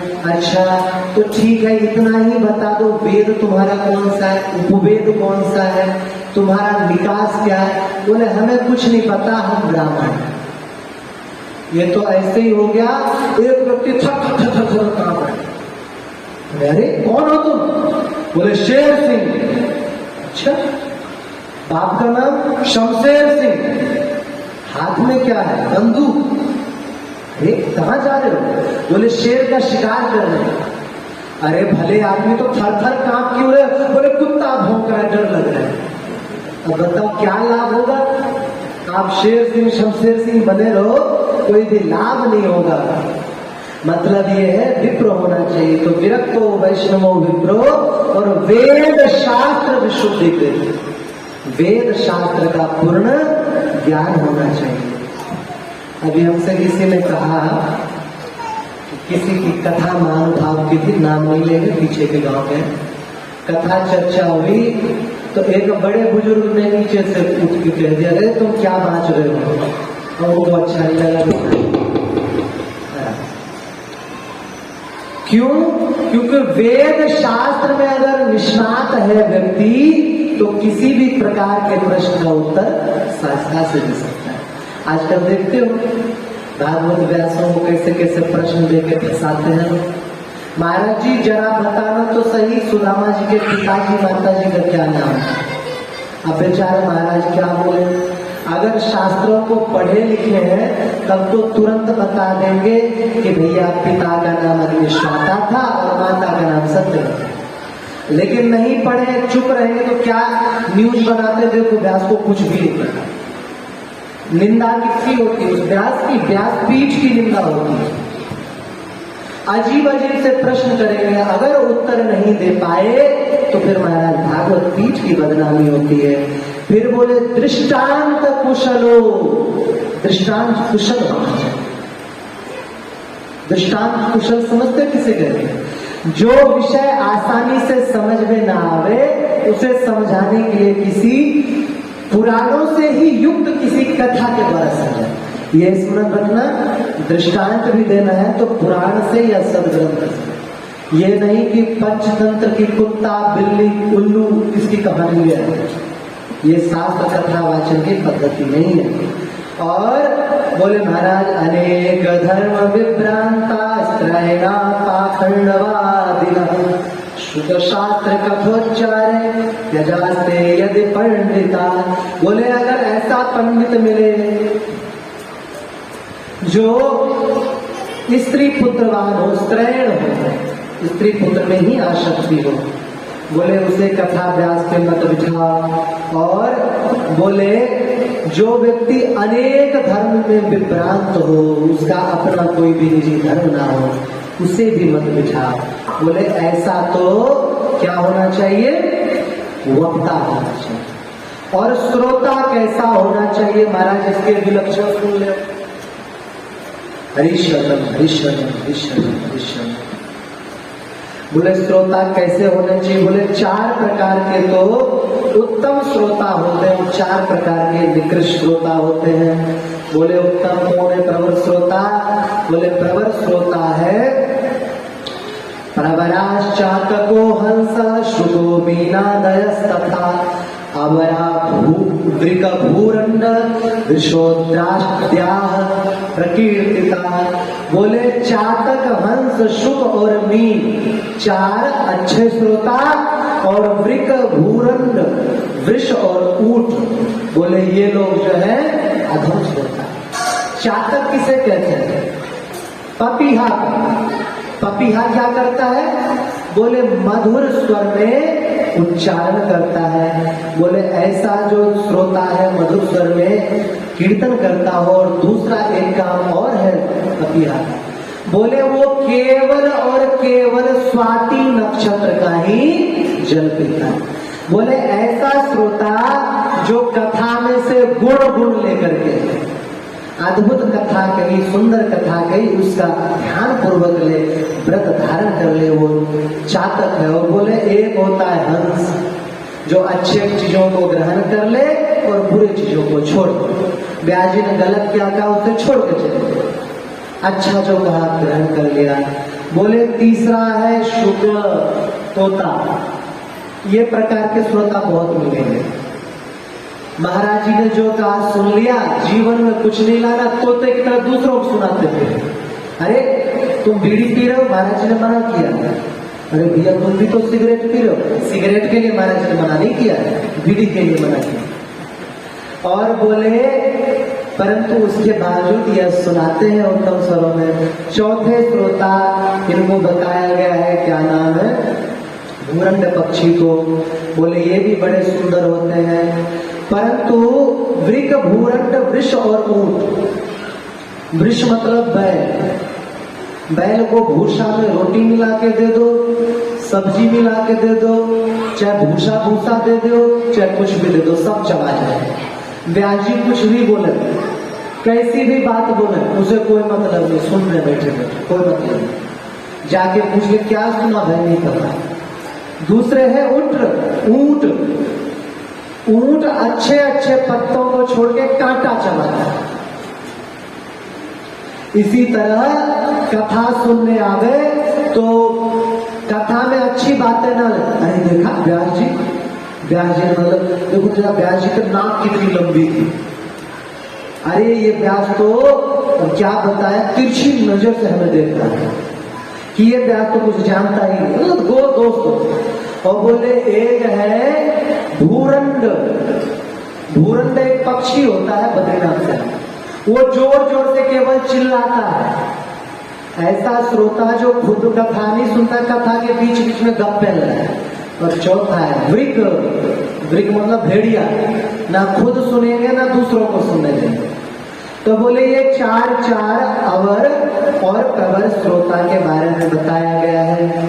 तो बोले हम लोगों को श्रेष्ठ प्रवर श्रोता बनना है। महाराज श्रोता सही ना हो तो भागवत कथा करने वाला अति उत्तम कोटि का विद्वान भी क्या ही कथा सुनाएगा। एक सच्ची घटना है, हमारे दादा गुरु जी ने बताया। एक बार क्या हुआ, सच्ची घटना, ज्यादा पुरानी नहीं है, 20-25 साल पुरानी। दादा गुरु जी ऑडियो के सेट अभी भी मिलते हैं। तो बोले एक ब्राह्मण देवता पहुंचे बनारस। महाराज जी वहां पर 12-14 वर्ष तक खूब अध्ययन किया। मन में था यही मथुरा के 14 ब्राह्मण। विचार किया कि घर चल रहे मथुरा, खूब भागवत करेंगे, जो दान दक्षिणा मिलेगा उससे परिवार चल जाएगा और बाकी भगवत चर्चा होगी। और महाराज राम राम करते हुए ट्रेन में बैठे, 2 पैसा का टिकट लिए, चल पड़े। अच्छा, ये जब बाहर निकले, एक स्टेशन आया तो विचार किया कुछ फल ले लेते हैं खाने के लिए। फल लेने के लिए कुर्ता में जैसे ही हाथ डाला, पैसा हाथ बाहर निकल गया। ये जिस समय राम राम कर रहे थे बैठे वहां, उस समय कोई जेब काट गया। अच्छा, ये जेब कतरे भी अजीब नहीं होते हैं। अरे भैया कम से राम राम करने वाले को तो छोड़ दो। अब देखो गंगा जमुना स्नान में हर हर गंगे करके लोग स्नान कर रहे हैं और बाहर घूम रहे होते हैं, जेब करते हैं, बोलते हैं तुम करो हर हर गंगे, हम कर देंगे तुम्हें नंगे। अच्छा, ऊपर जो है पितर देख रहे होते हैं गंगा स्नान करने वाले होते। देखो हमारे कुल में ऐसे हुए हैं जो गंगा स्नान कर रहे हैं और उनके भी पितर ऊपर से देख रहे होते। बताओ हमारे कुल में ये हुए। अरे चोरी चकारी करके कानपुर दिल्ली जाते हैं। ब्राह्मण देवता ने कहा भैया रखो अपने फल, क्या करें, ट्रेन की टिकट भी ले गया, क्या कर सकते हैं। लेकिन ब्राह्मण देवता को भगवान पे बहुत भरोसा था। भगवान पर भरोसा के कारण उन्होंने कहा मुख में हो राम नाम, राम सेवा हाथ में, तू अकेला नहीं प्यारे राम तेरे साथ। बोले कोई बात नहीं, उतर जाते हैं, कोई गांव मिलेगा भागवत करने। गए, एक गांव मिला, पगडंडे और चल के गए। गांव में कोई सड़क नहीं, कोई विद्यालय नहीं, अविकसित गांव पूरी तरह से। 20-25 साल पहले से भी शिक्षा को अधिक महत्व नहीं देते, आवश्यकता भी नहीं थी। घर में ही काम धंधा सब हो जाता था, खा पी लेते थे आराम से। वहां गए तो पुरोहित खोजे, ब्राह्मण, गांव में ब्राह्मण मिलेगा, पुरोहित उससे पूछते हैं किसी क्या नाम है, पटेल से, मुखिया से कैसे भागवत करवाएंगे। जाके पटेल जी पुरोहित जी राम राम, वो देखे ही नहीं। पुरोहित आपस में बात करने लगे। बोले पुरोहित जी राम राम। हाँ क्या बात है, क्यों राम राम क्यों? बोले हम बनारस से आए हैं। तो बोले हम कथा बांचते हैं, अपने पटेल से कह के कथा बचवाए। अच्छा, वो पंडित जो था निरक्षर भट्टाचार्य, उसने सुना है तो भागवत होता क्या है, हमने भागो ऐसा। हमारा पटेल दूसरी तरह था। बेचारे पंडित जी को बुरा लग गया। उन्होंने कहा रे पुरोहित जी, जात को न जाने, जाने कौन जात को, तुम्हें हमारी मदद करनी चाहिए। बुरा तो लगा। पुरोहित ने कहा बैठ। गए पटेल के पास। गांव का प्रधान था पटेल, बड़ा लंबा चौड़ा मोटे सिर का, बैठ के पत्थर की पटिया पर चर्चा कर रहा था। पुरोहित जी ने कहा राम राम पटेल। यहाँ राम राम पुरोहित जी, कैसे आना हुआ? बोले हमारे यहाँ पर एक पंडित आए और वो भागवत ऐसा ही कुछ नाम ले रहे, भागवत कथा करते। भागवत हो जाए यहाँ पर? बोले भगा उसको यहाँ से। क्या नाम, हमें पुरखों ने नाम नहीं सुनी भागवत की, क्या होती है, भगा उसको। बेचारे पुरोहित को बहुत बुरा लगा। बोले बता, उस पंडित के चक्कर में हमें और 2 सुनने मिल गए। लेकिन पटेल के 2 छोटे छोटे बच्चे वहीं बैठे थे, वो रोने लगे, हमें तो भागवत देखनी है। बच्चों को क्या लगा कि भागवत माने कोई भालू नचाने वाला होता है, खेल होगा, जादू होगा कि कबूतर निकालेंगे। खूब चुप कराया, नहीं हुए तो बोले जाओ पंडित को बुला। गए पंडित जी को, बोले चलो भागवत दिखाओ कैसी होगी। बोले महाराज नहा बोले फिर समय से मंगला जाएगा। अरे चलो चलो। पंडित जी समझ गए सब यहाँ मूर्खे हैं। तिलक लगा के गए तो पटेल ने स्वागत ऐसे किया है, इतनी देर लगा दी, बच्चों रो रो के प्राण निकल रहे थे। ये कह के और वो भीतर चले गए पटेल। पटिया खाली थी, पंडित जी ने वहीं आसन लगाया और कथा बांचने लग गए सुंदर श्लोकों में। चलो लोग जो 10-15 बैठे थे उन्होंने कहा चले देखो तो सही होती क्या बात है। पटेल तो भीतर चला गया। अच्छा, लोग जो कथा सुन नहीं रहे थे ध्यान से, ऐसे उछक के देख रहे थे कि अब इस पुस्तक में से कुछ निकलने वाला है, अब भालू निकलेगा। काफी देर हो गई। पटेल अंदर से भोजन करके आया, उसकी आदत थी उसी पटिया पे सोने की। आया, पंडित जी के सिर जांग पे सिर रख के सो गया और महाराज सो गया और खर्राटे लेने लग गया। अब वो बेचारे उस समय माइक और नहीं थी, वो कथा में श्लोक बोले जन्माद्यस्य तो खुर्र खुर्र करे, तो कहां से कथा हो। उनका मोटा सिर पैर दर्द के मारे फटा जा रहा है। आखिर का उठाया, अरे पटेल जी भागवत की कथा हो, कथा सुन लीजिए। पटेल का आंख लाल। जब कुछ लोगों को सोते से जगा दो ना, बहुत गुस्सा हो जाता है। बोले जी नहीं, पंडित जी ने कहा पटेल जी कथा सुन लीजिए, भागवत की कथा हो रही है। पटेल ने एक थप्पड़ दिया पंडित के जोर। पंडित जी ने कहा चाहे मिले कुछ या ना मिले कोई बात नहीं, रखी पोथी साइलेंस, धोती बांधा और एक घूसा दिया पटेल के और गुत्थम गुत्था चलो। अच्छा, लोग छुड़ाने नहीं क्या बोले, हाँ भैया भागवत शुरू हो गई। और लोग खूब देखे तमाशा, दोनों लड़ते भिड़ते गुत्थम गुत्था करते हुए। खोड़िया होती, अब तो पता नहीं होती नहीं होते, धान रखने के लिए गड्ढा करते थे खाने में। दोनों लड़ते लड़ते उसमें जाके गिरे। और पटेल जी तो थोड़े ज्यादा मोटे थे, इतने ज्यादा हाथ करने का। पंडित जी बैग घुसा तैला, अब कोई भी नहीं। अच्छा, लोग क्या कहे, देखो भैया पटेल पंडित जी के शरीर में भागवत चढ़ गई है, कोई छू मत लेना, बिना नहाए हो कोड़ी हो जाओगे, कोई दिक्कत ना जाए। ऊपर से बहन कहे भागवत महारानी मेरे भैया को छोड़ दो, पत्नी भी कहे भैया भैंसिया ले लो लेकिन छोड़ दो, बच्चे भी रोए। पंडित जी समझ गए सबरे मूर्ख। पंडित जी ने जोर की हुंकारी लगी, हुम। बोले एक बार जिस पे भागवत चढ़ जाती बिना प्राण लिए नहीं छोड़ती। तो बोले कैसे छोड़ोगे? बोले 1000 रुपए दक्षिणा लाओ।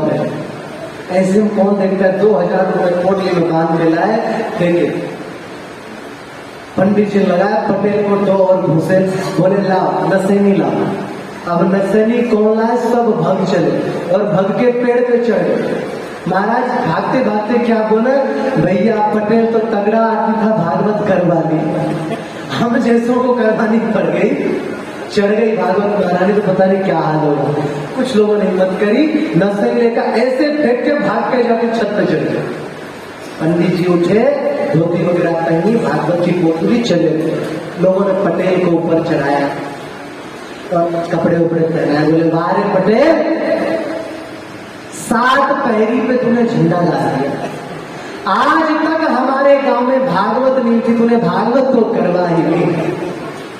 आप बताओ भागवत हुई? भागवत हुई भी नहीं और होगी भी। बोले अगर श्रोता इस टाइप के मिल जाए तो फिर भागवत का उत्तम से उत्तम कोई वक्ता भी क्या ही कथा सुनाएगा। तो बोले महाराज श्रोता को भी उत्तम होना चाहिए और वक्ता को भी उत्तम होना चाहिए, वक्ता के लक्षण भी उत्तम होना चाहिए। महापुराण में प्रवेश करें। कौन कहा गया टाइम वगैरह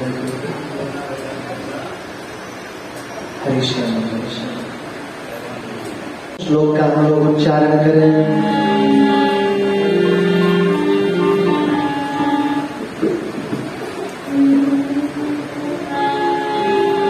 जन्माद्यस्य यतोऽन्वयादितरतः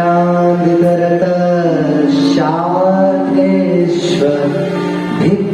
स्वरात् तेने ब्रह्महृदाय आदिकवये मुह्यन्ते यत्सूरः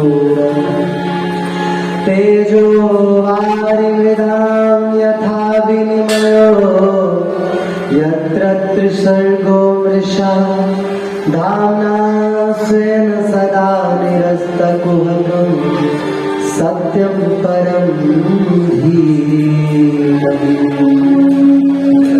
बोल रहे जिससे इस जगत की सृष्टि स्थिति और प्रलय जिनमें होती है, जो भगवान जड़ चेतन सभी स्वरूप में वही है, स्वयं प्रकाश है, सर्व स्वतंत्र है।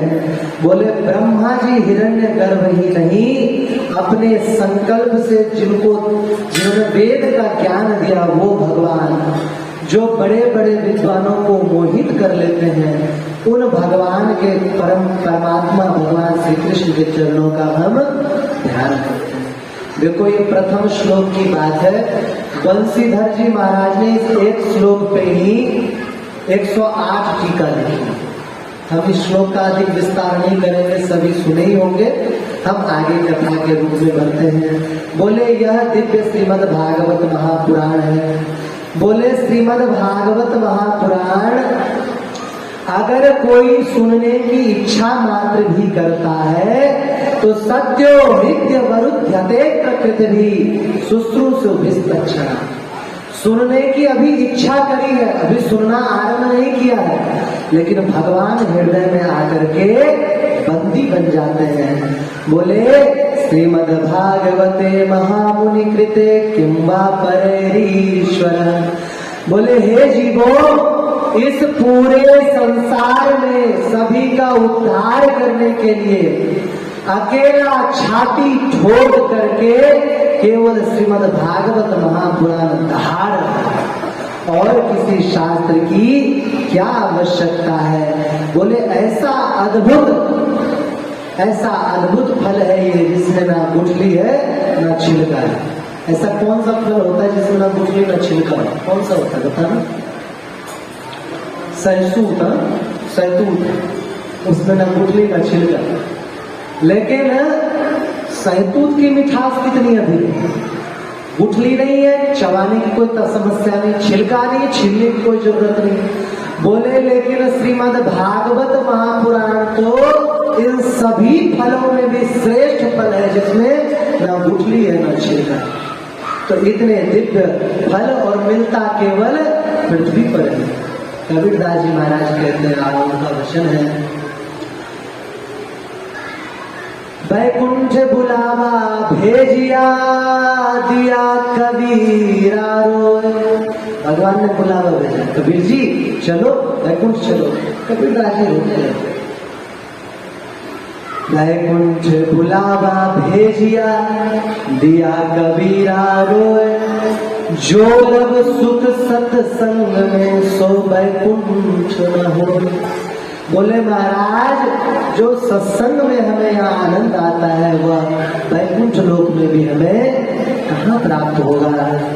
तो यहाँ से कथा आरंभ होती है श्रीमद् भागवत महापुराण की।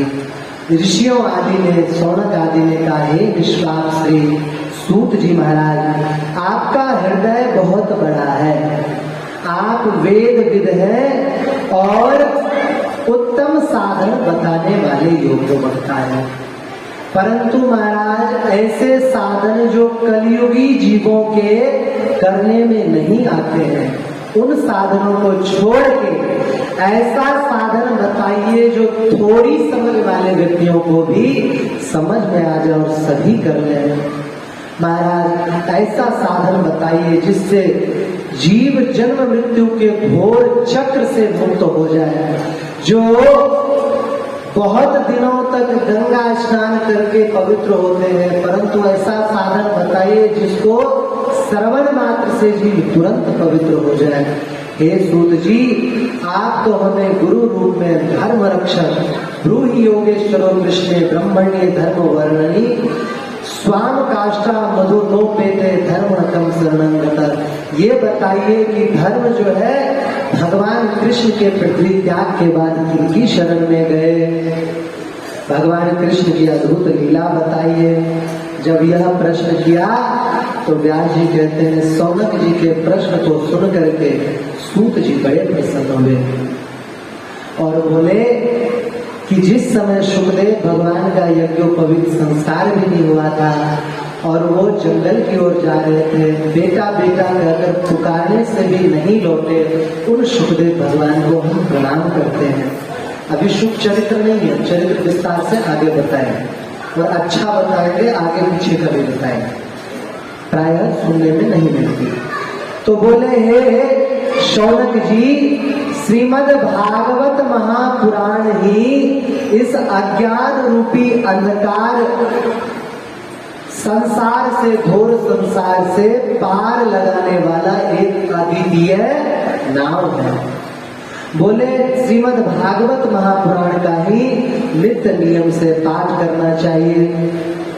बोले महाराज एक बात बड़ी अद्भुत इन्होंने कही, धर्मस्य यपवेदस्य नार्थो नाथायो कल्पते, नार्थस्य धर्म एकांतस्य कामो लाभाय हि स्मृतः। बोले श्री कृष्ण भक्ति होते ही, श्री कृष्ण भक्ति होते ही ज्ञान वैराग्य हृदय में आविर्भाव हो जाएगा। बोले भगवान कृष्ण के नाम में, उनकी लीला में, उनके धर्म अनुष्ठान में जिनकी रुचि नहीं है वह जीव अत्यंत पापी है। जो भागवत कथा हो रही हो, सुनने की रुचि नहीं, बैठ करके भी विचार सुनने का ना हो, समझ लो पाप ने उनको रोक रखा। तो बोले निरर्थक बाकी कितने भी कर्म करें वह निरर्थक श्रम ही श्रम होगा। बोले महाराज जो नित्य निरंतर भगवान श्री कृष्ण के कीर्तन में, कथा में लगे रहते हैं, तस्मा देखे न मनसा भगवान सात्वतापति श्रोतव्य कीर्तितव्यश्च येयः पूज्यश्च नित्यः। भगवान के कीर्तन में जो दिन रात लगे रहते हैं उनका भगवान स्वयं हृदय में आकर के और महाराज अपने हृदय में स्थान लेते हैं। महाराज जी भगवान नाम का तो ऐसा अद्भुत अद्भुत महात्मा है कि भगवान के नाम लेने वाले को तो भगवान भी कुछ नहीं बिगाड़ सकते। हमने ग्रंथ में लिखा, वो ग्रंथ है श्री आनंद रामायण, 100 रामायण में से उसका भी नाम है। एक बार क्या हुआ, काशी राज आया भगवान राम का दर्शन करने। रास्ते में नारद जी मिल गए। कहाँ जा रहे हो? बोले राम जी का दर्शन करने। मेरी एक बात मानोगे क्या? बोले वहां सबको तो प्रणाम करना पर विश्वामित्र जी को मत करना। क्यों? बोले अरे मानो तो नहीं, फिर ठीक है महाराज। गए, सबको प्रणाम किया, विश्वामित्र जी को प्रणाम नहीं किया। विश्वामित्र जी ने भगवान राम से कहा कि राम राज्य की कल्पना सभी करते हैं और तुम्हारे राज्य में ही असभ्यता हो रही है, अन्याय हो रहा है। क्या हुआ महाराज? बोले उस राजा ने सबको प्रणाम किया, मुझे नहीं किया। आप बताइए। बोले दंड दो, उसका प्राण नष्ट करो, मार दो उसे। बोले ठीक है महाराज, आज शाम तक उसे मार देंगे। इधर वो प्रणाम करके राजा तो चला गया। उसे क्या पता क्या हुआ वहां। रास्ते फिर नारद जी मिले, कहाँ चले? बोले महाराज चले अपने राज्य में। बोले अरे राम जी ने प्रतिज्ञा करी शाम तक तुम्हें 3 बाणों से मार देंगे। क्यों? बोले तुमने विश्वामित्र जी को प्रणाम भी नहीं किया। बोले गुरु जी वो तो आपके कहने पे नहीं किया। बोला हमें कोई मतलब नहीं, तुम जानो। अब चरणों में गिर पड़ा, महाराज रक्षा करो। बोले एक उपाय। क्या? बोले तुम चले जाओ अंजना मैया के चरण पकड़, जब तक वो वचन ना दे उनको बताना मत कि क्या बात है। वो गए, अंजना मैया के चरण पकड़ लिए। बोले माता मेरे प्राणों की रक्षा करो। ये क्या हुआ? बोले पहले प्रण करो कि मेरी रक्षा करो। ठीक है प्रण करते। सारी बातें बताई, अंजना माता चिंतित हो गई, राम जी से कैसे रक्षा करें? सब कोई मार रहा हो, भगवान शरण में रहते, भगवान मारे तो कौन रक्षा? तो इन्होंने हनुमान जी का स्मरण किया। हनुमान जी के मुख में माँ के दूध का स्वाद आने लग गया। ठाकुर जी की सेवा में थे। बोले प्रभु हम माता का दर्शन करके आ जाओ, करके आ जाओ। यहाँ आए तो माता बड़ी चिंतित, प्रणाम किया, आशीर्वाद ही नहीं दिया। बोले माता जी तब तुम्हारे बेटा आ गया, तू मेरा एक काम करेगा क्या? पहले बोल कि मेरे वचन को नहीं टालेंगे। बोलो माता, बताइए ऐसी ऐसी बात, इसकी रक्षा करो। हनुमान जी ने कहा जैसे आज्ञा माता। काशी राज को ले जाके सरयू नदी में कहा कि तुम कमर तक जल में बैठ के राम राम राम राम इस तरह भगवान का नाम जपो। और हनुमान जी चले गए राम जी के पास। बोले प्रभु हाँ, आज मैं आपसे कुछ मांगू तो दोगे? अरे हनुमान, जो मांगो वो मिलेगा, हम तो ऋणी हैं तुम्हारे। बोले हम ये चाहते हैं कि आपके नाम जापक की रक्षा हम करें, और जिसकी रक्षा हम करें उसका कोई कुछ बिगाड़ ना। बोले तथास्तु, जिसकी तुम रक्षा करो उसका हम भी कुछ नहीं बिगाड़ पाएंगे। तो ठीक महाराज, जब काम हो कहाँ चले? कुछ नहीं, आते हैं घूम फिर। वहां गए, काशीराज को बोले तो राम राम करता है। सायंकाल हुआ, राम जी ने बाण छोड़ा, बाण आया, हनुमान जी रक्षक के रूप में खड़े। कहा चल दिए? बाण ने कहा काशीराज को मारने राम जी ने भेजा। बोले राम जी ने वरदान दिया, तुम्हें ध्यान नहीं है? मैं रक्षा कर रहा हूं, कैसे मारोगे? लौट जाओ। बेचारा लौट आया। राम जी ने पूछा क्या हुआ? बोले हनुमान जी रक्षा कर रहे। राम जी क्रोधित होकर ब्रह्मास्त्र छोड़ा। ब्रह्मास्त्र आया, राजा देख करके प्रभु प्रभु हनुमान जी बचाओ। बोले अब राम से काम नहीं चलेगा, जय सिया राम जय जय सिया राम जप। वो बेचारा जय सिया राम जय जय सिया राम जपने लग गया, हृदय कटने लगा। बाण आए, ब्रह्मास्त्र ने कहा हनुमान जी हट जाओ। बोले हमें वरदान मिला, हम रक्षा कर रहे हैं, आप वापस चले जाओ। वापस गए। राम जी को पता चला, विश्वामित्र जी बार बार बोले राम तुम झूठे हो। महाराज नदी किनारे चलकर मार ही देंगे। हनुमान जी तो ज्ञानी नाम में बोल रहे हैं, अंतर्यामी, जानते हैं क्या होने वाला है। राजा से बोलेंगे प्रभु अपने नाम का जाप करने वाले को हो सकता है मार दे, लेकिन भक्त के आश्रय जो लेता है उसका कुछ नहीं बिगाड़ सकते। अब तुम ये करो, जय सिया राम जय जय हनुमान, जय सिया राम जय जय हनुमान, ये जप करो। ये जपने लग गए। भगवान श्री राम आए, बाण छोड़ने वाले थे। वशिष्ठ जी ने देखा बात बिगड़ रही है, तो वशिष्ठ जी ने राजा का कान पकड़ा। अरे नारायण, बड़े बुरे करते हैं ऐसा, बड़ी लड़ाई छोटे में सुलझा है। कान पकड़ा नारायण, विश्वामित्र जी को प्रणाम, चल प्रणाम कर। विश्वामित्र जी के चरणों में पड़ गए और महाराज क्रोध कितना संतों का पिघल गए।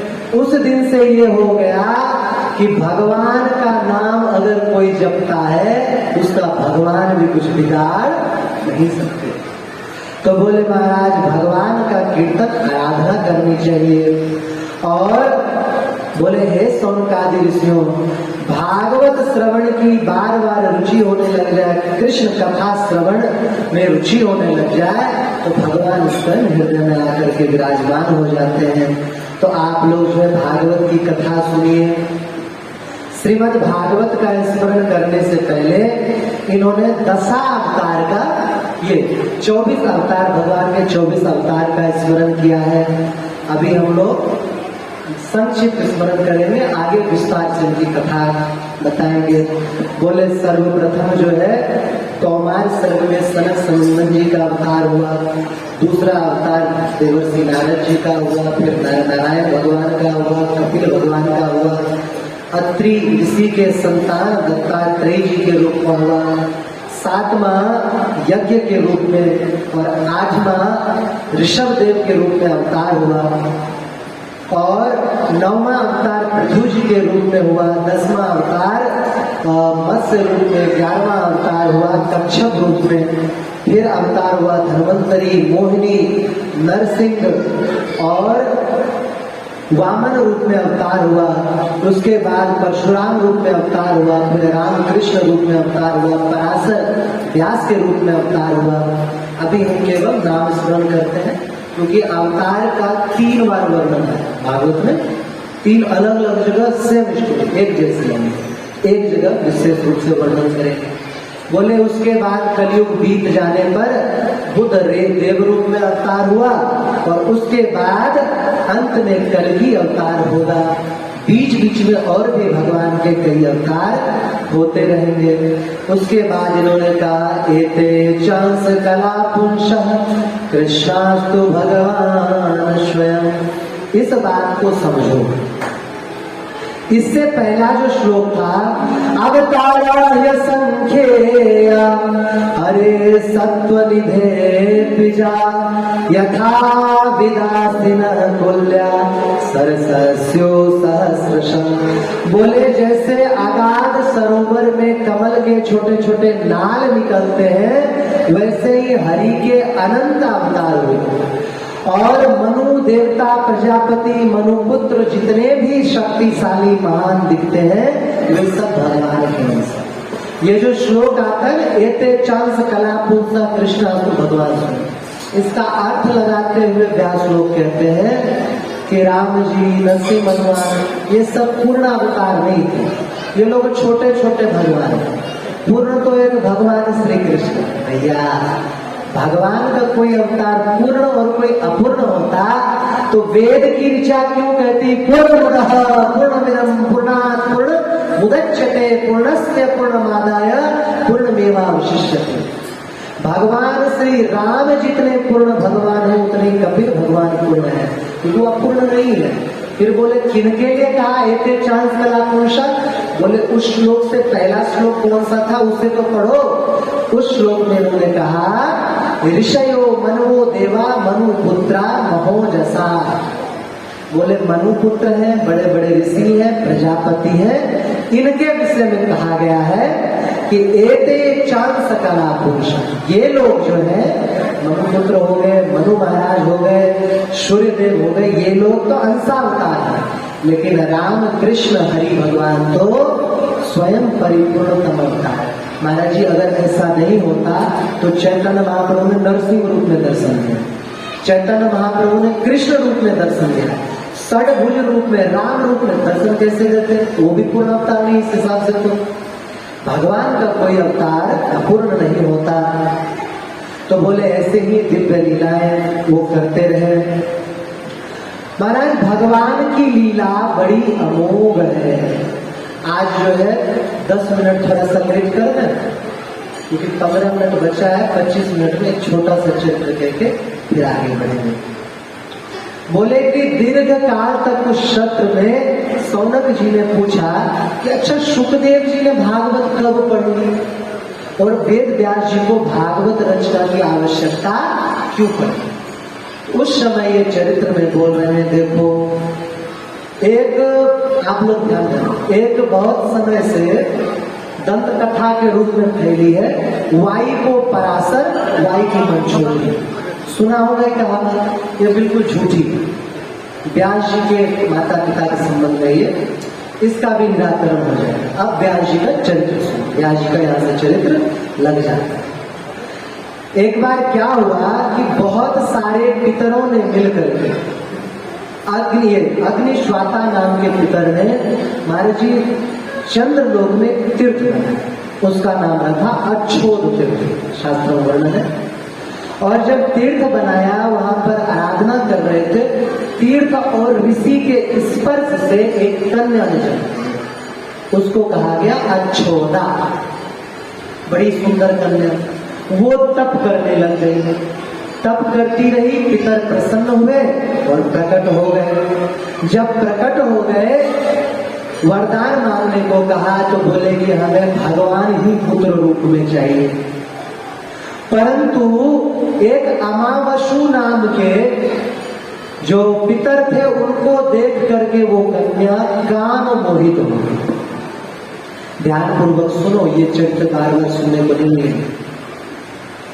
काम मोहित हो गई, लेकिन अमावसु धैर्य धारण किए रहे।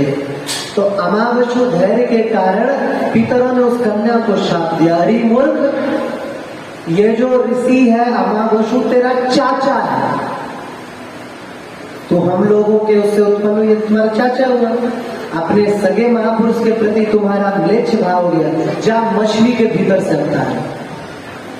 और ये भी वरदान है कि तुम्हें भगवान भक्त रूप में भगवान के अवतार तुम्हारे गर्भ से होंगे। वो बहुत समय तक तो वही अंतरिक्ष में रही। एक बार की बात है, राजा बसु जब उनकी देवी ऋतु स्नान से निवृत्त हुई, उस समय पिता ने कहा बेटा जाओ जंगल से लकड़ी ले आओ, यज्ञ करेंगे। यज्ञ करने के लिए जंगल से लकड़ी लाने गए। वहां पर सो रहे थे, अपनी पत्नी की बहुत ज्यादा स्मृति होने लगी और इनका वीर्य स्खलित हो गया। इन्होंने उसे एक पत्ते पे रख करके एक चिड़िया को कहा, कहते हैं बाज को, कुछ लोग कहते हैं चील दिया और बोले जाओ मेरी पत्नी को कहो इससे गर्भाधान करने के लिए दिव्य तेज। वो लेकर के उड़ा तो रास्ते में और पक्षियों ने सोचा कि इसमें मांस का टुकड़ा है, खाने को मिलेगा। लड़ाई चल रही। महाराज वो भूख से गिर गया तो जैसे ही जल में गिरा कि मछली ने देखा, लपक के ग्रहण कर लिया। मछली के गर्भ रह गया।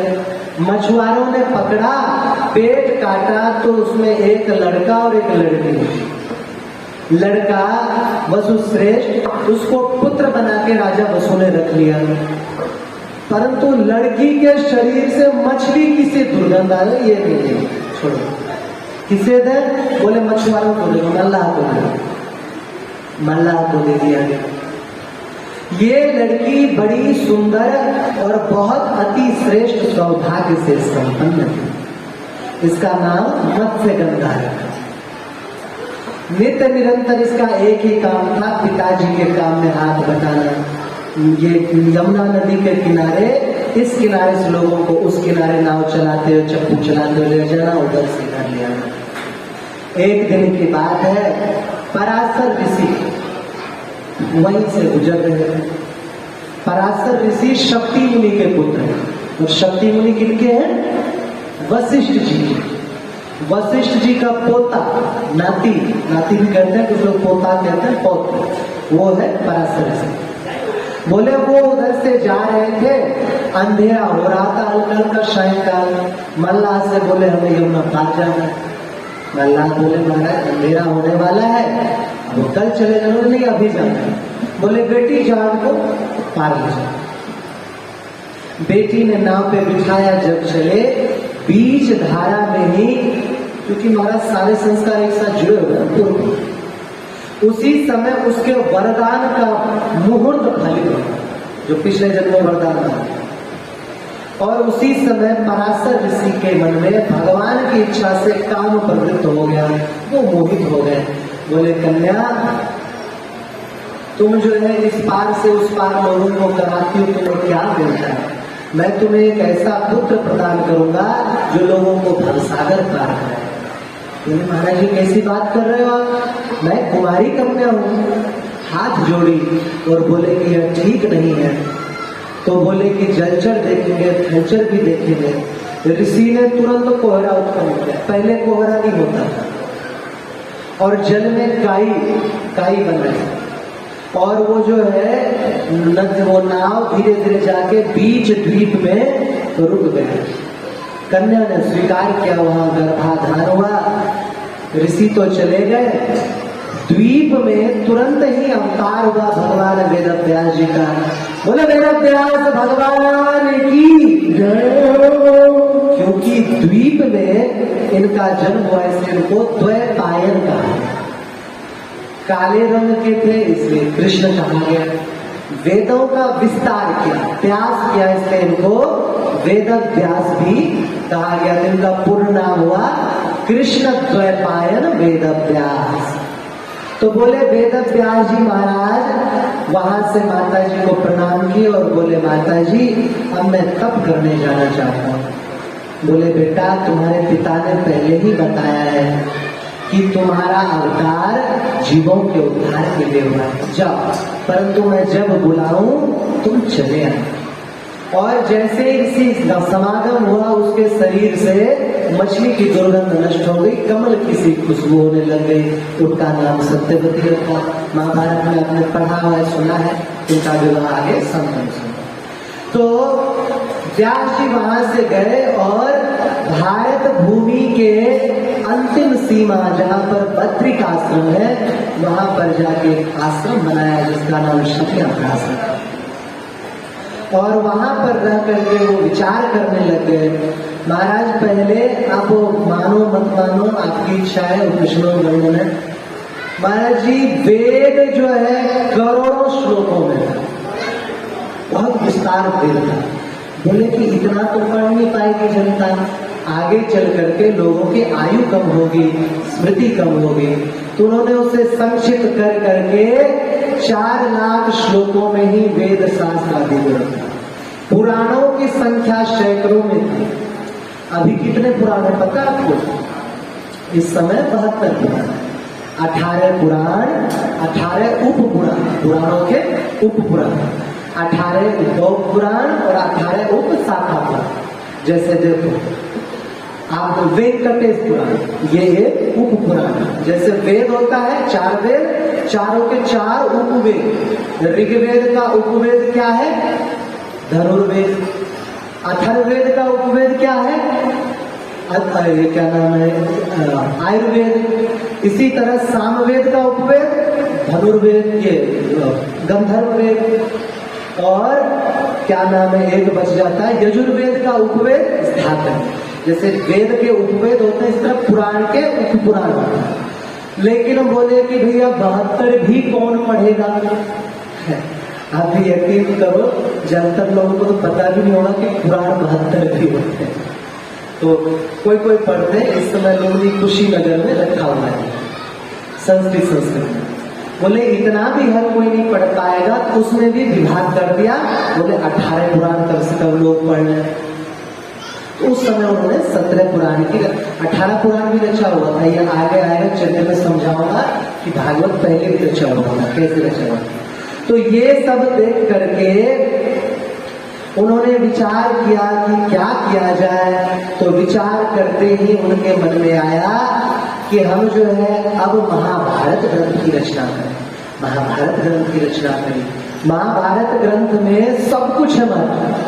जो महाभारत में है वही सब जगह, जो महाभारत में नहीं वो कहीं भी नहीं। बोले महाभारत बड़ा विशाल ग्रंथ रचा, पूरे दिगांत में व्यास जी की प्रशंसा होने लग गई। लेकिन व्यास जी महाराज फिर भी खिन्न मन होकर के बैठे। कुछ तो छूट गया है। जैसे सब्जी बनाया, साग बनाया, बड़ा अच्छा टेस्टी स्वाद वाला साग बनाया। उसमें क्या क्या डाले? बोले गरम मसाला, हींग डाला, उसमें जीरा डाला, उसमें तेज पत्ता डाला, दालचीनी डाला, खूब महाराज गोभी, आलू, टमाटर डाला। बोले स्वाद नहीं आया। क्यों? बोले नमक नहीं डाला। बोले कुछ तो कमी रह गई है जिसके कारण हमें संतोष नहीं हो रहा है। उसी समय श्री देवर्षि नारद जी महाराज प्रकट हो गए। बोले देवर्षि नारद जी महाराज की जय। नारद जी ने कहा, हे व्यास जी, आप ऐसे दुखी क्यों हो? आपने तो ब्रह्म तत्व को खूब विचार किया है। आप सभी ऋण से उऋण हो चुके हो, मुक्त हो। माता पिता की सेवा से मुक्त हो, माता पिता की आज्ञा भी मानी, गुरु सेवा करी, गुरु ऋण से मुक्त हो। पितृ तर्पण करते हो, पितृ ऋण से मुक्त हो। आपके महाभारत ग्रंथ की तो प्रशंसा पूरा संसार कर रहा है और आप दुखी हो। क्यों दुखी हो? बोले महाराज मेरे विषय में जो कहा सब सही कहा, परंतु पता नहीं क्यों सारे योग शास्त्र का मैंने वर्णन किया, सब कुछ का वर्णन किया, फिर भी लग रहा है कुछ कमी रह गई। व्यास जी बोले, नारद जी बोले, हाँ देखो क्या है, आपने शास्त्र में सब कुछ वर्णन किया है, परंतु भगवत लीला का भी वर्णन किया है, परंतु प्रधान रूप से भगवत भक्ति युक्त कोई ग्रंथ वर्णन नहीं किया। आप कहोगे महाराज कैसे ये बात कह सकते हो? ब्रह्म पर पुराण कृष्ण लीला भरा, पद्म पुराण रामकृष्ण लीला भरी पड़ी, विष्णु पुराण रामकृष्ण लीला भरी पड़ी। फिर भागवत में क्या है? बोले भले ही उनमें भी रामकृष्ण की लीला है, परंतु जो भागवत धर्म है, जो एकात्म धर्म है कि केवल भगवान की शरण में ही जाने से उद्धार होगा, ये केवल भागवत दिखाता है। दूसरी बात, और पुराणों में कोई कोई लीला विस्तार से कही है, भागवत पुराणों में सारी लीलाएं विस्तार से कही, एक ही जगह। और बोले व्यास जी आप भूल कैसे रहे हो? आपने भागवत क्या नहीं जानते? बोले महाराज भागवत क्या होता है? क्या भागवत रचना करें? बोले भुलक्कड़ हो, एक बात बताना जरा मुझे, अगर भागवत की रचना व्यास जी ने बाद में करी है, पद्म पुराण पहले लिखा है ना, स्कंद पुराण पहले लिखा है, तो महाराज महात्मा का वर्णन कैसे कर दिया? अगर भागवत थी नहीं तो महात्मा का कैसे वर्णन कर दिया? मतलब भागवत पहले भी थी परंतु लुप्त हो गई। ये तो ऐसे ही हो गया ना, बाप कह रहा है मेरा बेटा वकील बनेगा, माँ कह रही है नहीं जी मेरा बेटा डॉक्टर बनेगा, नहीं वकील नहीं डॉक्टर। पर इसमें क्यों लड़ रहे हो? वो बाप ने बताया अरे मैं केस में फंसा रहता हूँ, बेटा वकील बनेगा तो अच्छा रहेगा। माँ ने कहा मैं बीमार रहती हूँ, बेटा डॉक्टर बनेगा तो अच्छा रहेगा। बोले लड़ क्यों रहे हो, एक बार बेटे से भी पूछ लो वो क्या बनना चाहते हैं। बोला वो तो अभी पैदा ही नहीं हुआ है, वो तो अभी गर्भ में ही है। बोले ऐसे ही अगर भागवत महापुराण पहले नहीं होती तो महात्म का वर्णन कैसे होता? महाराज जी स्कंद पुराण में भागवत का महात्म विस्तार से सुनाया ना आपको उद्धव जी के प्रसंग में। पद्म पुराण में 6 अध्याय भागवत महात्मा है, विष्णु पुराण में भी है, कई पुराणों में, और कौशिकी संहिता तो और भी पुराना है, व्यास जी के समय से भी प्राचीन है। कौशिक ऋषि उन्होंने वर्णन किया है, उसमें भी वर्णन है। महाराज जी पृथु जी की सभा में अगस्त मुनि पुराणों की कथा सुनाते, तो पृथ्वी जी तो और भी प्राचीन हुए हैं ना, व्यास जी का तो अवतार ही नहीं मदद करता है। लेकिन नहीं, शिव पुराण में पढ़ोगे व्यास जी के 28 अवतारों का वर्णन होता है। तो बोले व्यास जी स्मरण कीजिए, जैसे ठाकुर जी कहते हैं ना कि भाई समय के अनुसार जो है गीता लुप्त हो गई, पहले हमने विवस्वान को दिया, सूर्य को दिया, इक्ष्वाकु को दिया, ऐसी भागवत लुप्त हो गई थी। बोले व्यास जी आप भागवत पुराण की रचना कीजिए। क्यों? बोले कि कृष्ण गान जहां नहीं होता वहां पर मान सरोवर रूपी हंस संत नहीं जाते, इसलिए श्रीमद् भागवत की रचना कीजिए। अब आगे की कथा कल करते हैं, समय हो गया है। चलो भगवान की कृपा से व्यास चरित्र तक पहुंच गए हैं। आगे नारद जी का और सुखदेव जी महाराज का अच्छा चरित्र आएगा। आप लोग प्रारंभ थोड़ा जल्दी आ जाए तो कथा का अंत छूटे या ठीक नहीं होता है, तो ध्यानपूर्वक कथा सुनो और अपने घर के बच्चों को, बड़े बूढ़ों को, आस पड़ोसियों को सबको कथा सुनाने लगे। भृगु जी का काम करो, बोलो भैया जन्म जन्म में पुण्य इकट्ठा होते तभी भागवत सुनने का अवसर मिलता है, नहीं तो अवसर नहीं मिलता। आरती करने से पहले रुक जाइए, ये नित्य करेंगे। अभी हम 10-15 मिनट का समय आप लोगों को देते हैं, आवश्यक नहीं है, लेकिन किसी के मन में कोई प्रश्न हो वो प्रश्न पूछ सकते हो। कोई माइक कर सकती है आगे तक? किसी के मन में कोई प्रश्न हो भागवत से संबंधित या फिर शास्त्र से संबंधित, तो ठाकुर जी की कृपा से समाधान करने का प्रयास करेंगे। आगे आगे उठ के प्रश्न कर सकते, कुछ पूछना है किसी को शास्त्र का।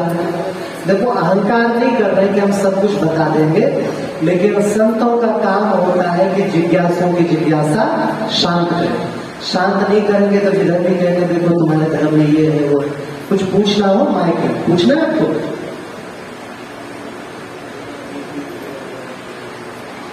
आपको पूछना है?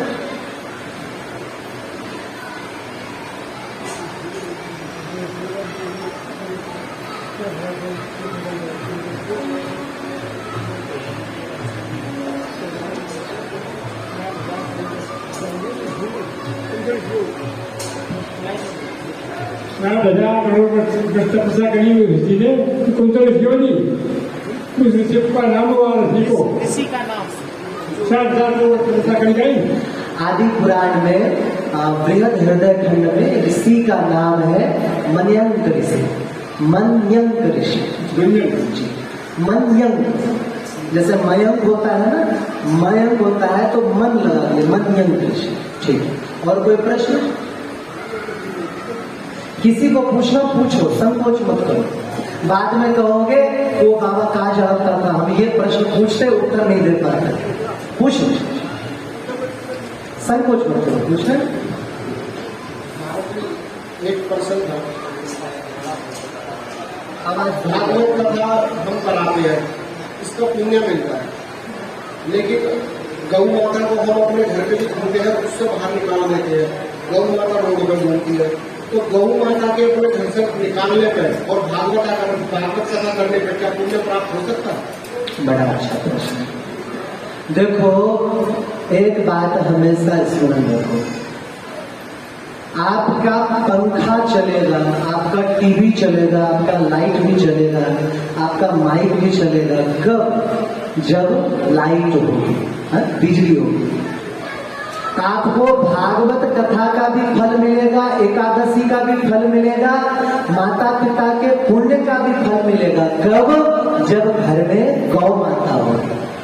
अगर घर में गौ माता नहीं है, गाय की सेवा जीवन में नहीं है, तो आप कितने भी पुण्य कर लो।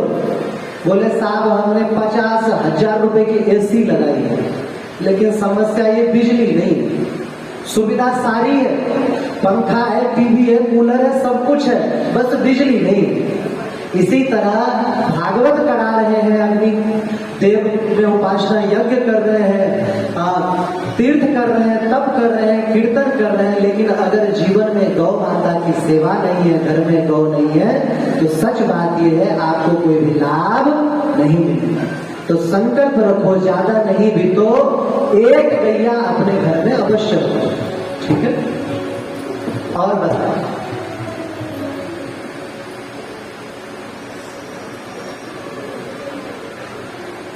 संकोच मत करो, पूछो और प्रश्न बताओ।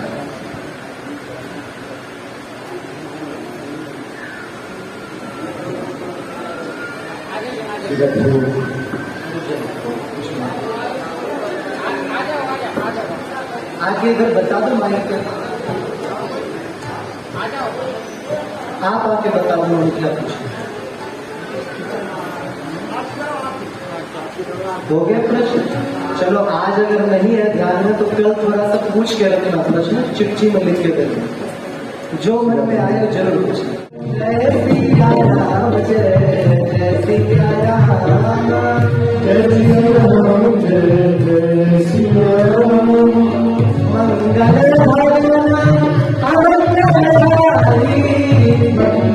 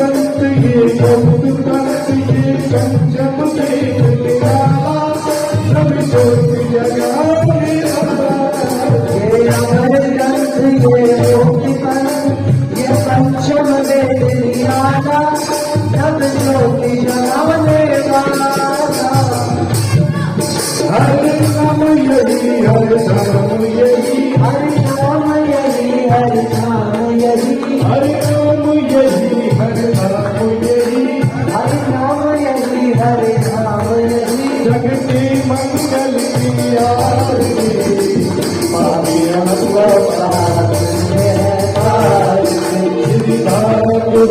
भगवान की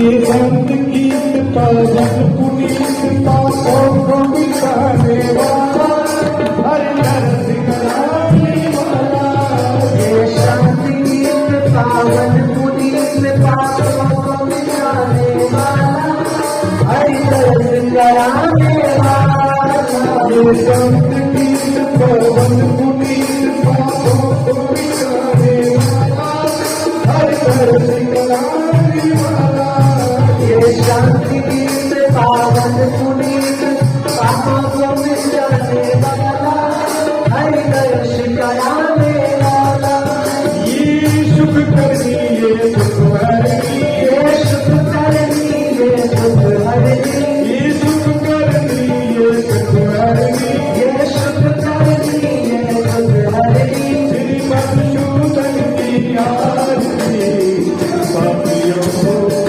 पाते है